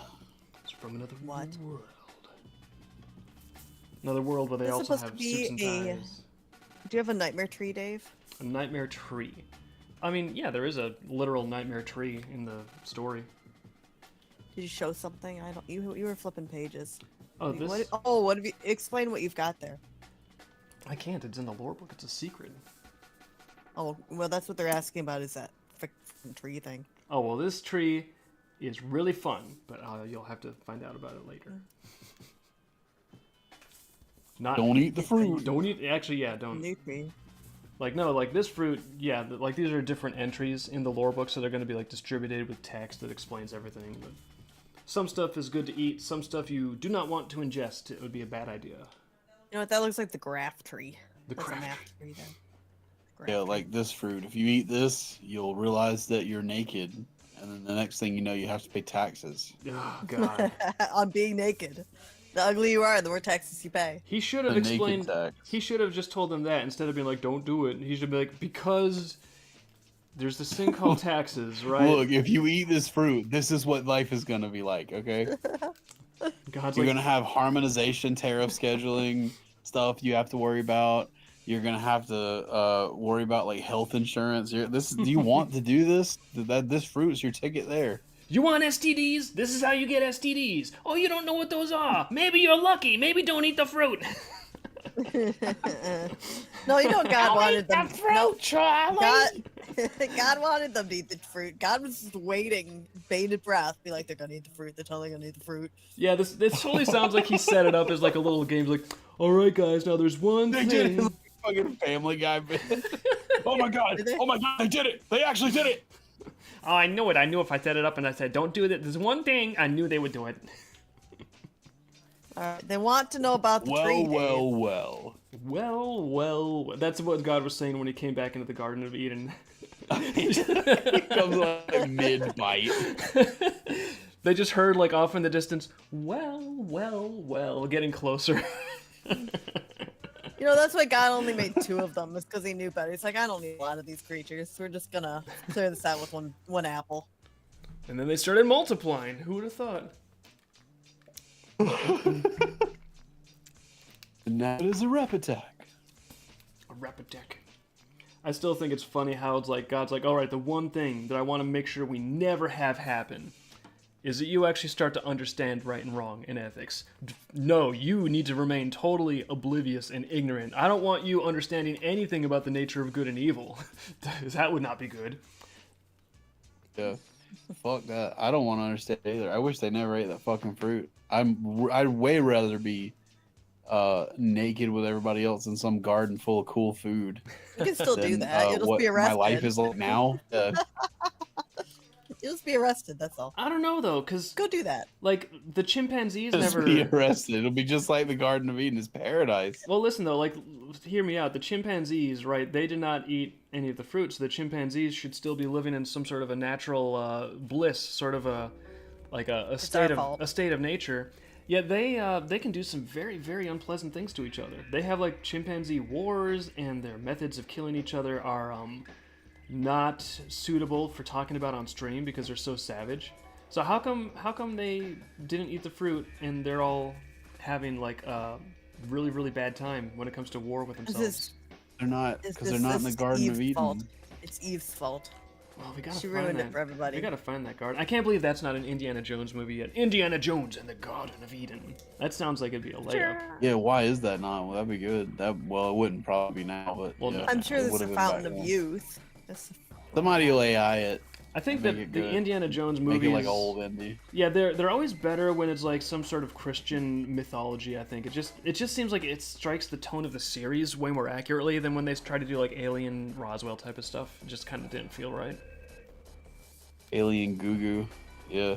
Because the Christian mythology stuff, that seems like it fits a lot with like old lost like tribes that they maybe tried to colonize, or they brought something there or something like that. I don't know. It fits a lot with that like jungle ruins crawler kind of thing that he used to do. Yeah, and also like there's that little edge of like the supernatural, that little like doorway of like what if, and in a universe that has like, you know, a god and a What devil. if God was real? Yeah, seriously, like that's kind of like the And Indiana this Jones. would be like this. What if That would be like that. what if atheists are wrong? Then you get to melt Nazis with the Ark of the Covenant. Checkmate, atheists. Yeah. There was a bit of logic. I think it might have been from The Office, maybe, about how like Indiana Jones didn't actually affect anything in that movie, and that everything would have happened without him. Huh. I guess that sounds like The Office. The Ark of the Covenant one. I think so. Was that if it like Indiana Jones could have just not been there, and the Nazis would have taken care of themselves? Well, yeah, but they would have killed his girlfriend because they were gonna take that artifact from her. So the fact that haven't he seen went it over there to forever. like talk with her meant that he was able to intervene before they started torturing her and stuff. He is the main character. So it made a difference to her. That turban wearing fellow will still be alive too. That's true. That guy, it made a difference to him. His monkey, that monkey And would his be alive. memory. What was that, like a capuchin monkey? A capuchin. A capuchin? Cappuccini, cappuccini, señorita, señorita. Little cappuccino monkey. It'd still be alive too. Okay, all right. Apparently, Where's that it's, cappuccino monkey? The next time I go get coffee from like a coffee shop, I'm gonna say that. The cappuccino monkey. They just squeeze monkeys out into the. Hey, cappuccino monkey, give me a cappuccino. You're gonna get thrown out of Starbucks if you call the baristas cappuccino monkeys. I did not don't call know. them. That's not nice to call them. That's what the name of the drink is. Like, or like a mocha monkey. Now I just want like apes that are themed by different. Mocha monkey. Yeah. You're screwed Oh my over. God. I'm kicking you out of your corner.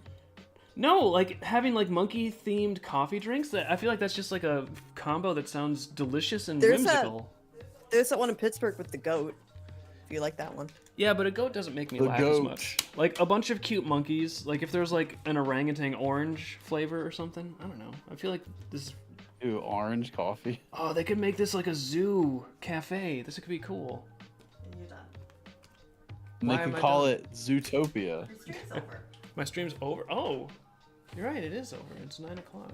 I They guess could it's- call it zoophobia, but that's taken, and you also love the animals, so I think probably they would call it zoophilia coffee shop, Probably. No, there's right? got to be. Is that a better- good name? No, it's not a good. Don't. Does call everybody like that name No. for the my zoo themed coffee shop?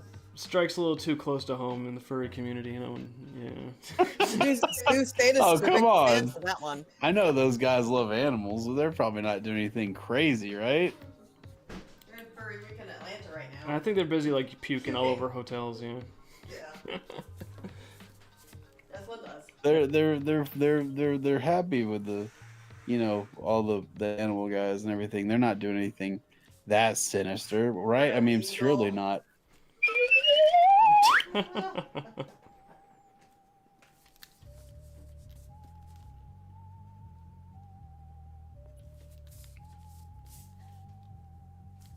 Hetornia. Hetornia. What's Hetornia? Hetoneria. There's a manga that's come out called I think it was originally just like a little short story called Hetoner, and I don't know if it's Japanese. Well, I know the comic is Japanese, but like I don't know if the word Hetoner is actually like a real Japanese word. I think Hito is like the word for man, but like they call this astronaut guy lands on like a furry planet, Uh-oh.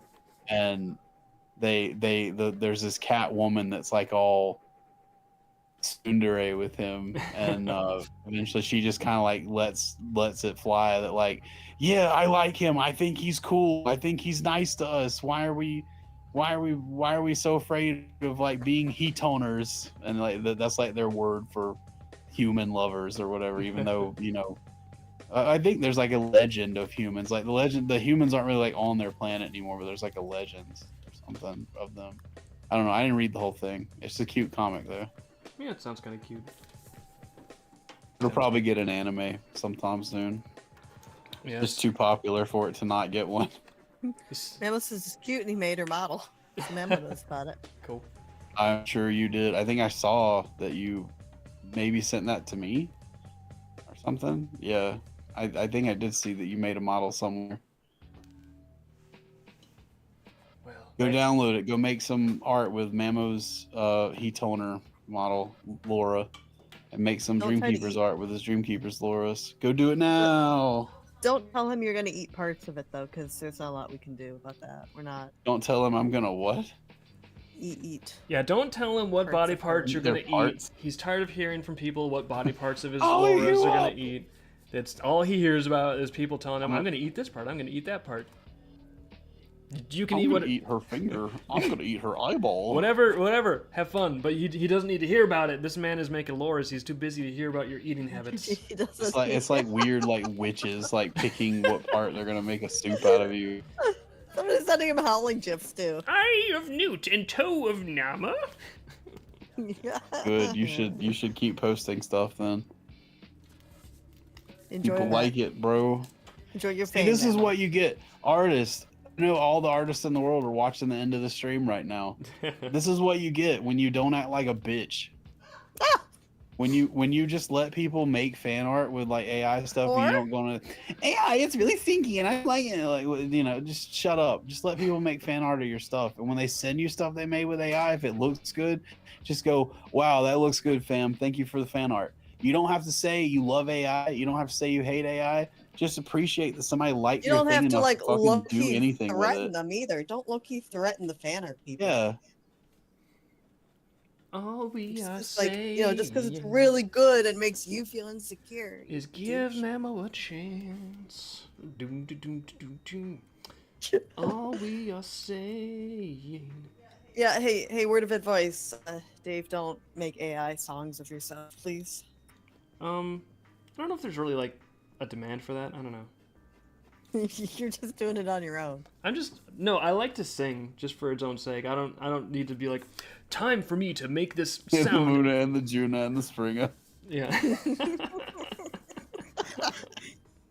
I'm just singing for fun. Like, this is not because I think it sounds good or other people want to hear it. I'm just a joyful spirit.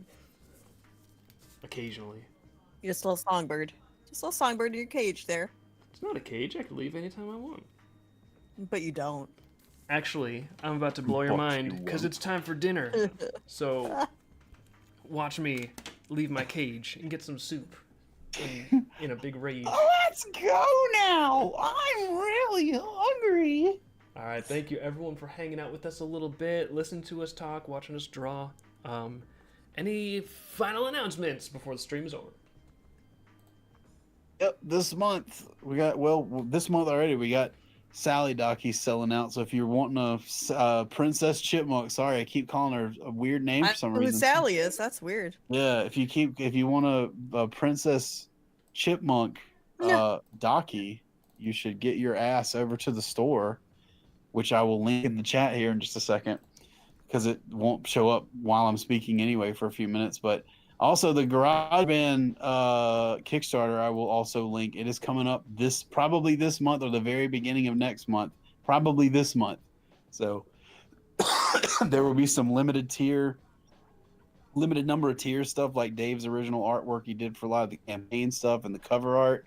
So if you want to get in on stuff like that and get one of the figures of Rihanna, get your ass into the fucking Kickstarter. We will also link that here too.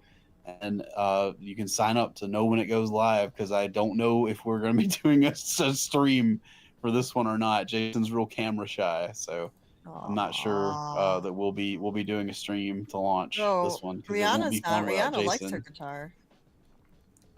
Yeah, Rihanna's not. I wish we could just get her on there. Honestly, I think that'd be fun. that'd be cool. Talk to the character. Maybe that would be possible with AI stuff in a few years. Who knows? Yeah, actually, maybe like next time when we do the GarageBand 2 campaign, we'll launch it with Rihanna and maybe Ginger. That'd be fun. All right. Ginger. Well, that's it for tonight. You guys have a good weekend. Stream again on Monday. Everybody be good. Stream ends in 5, 4, 3.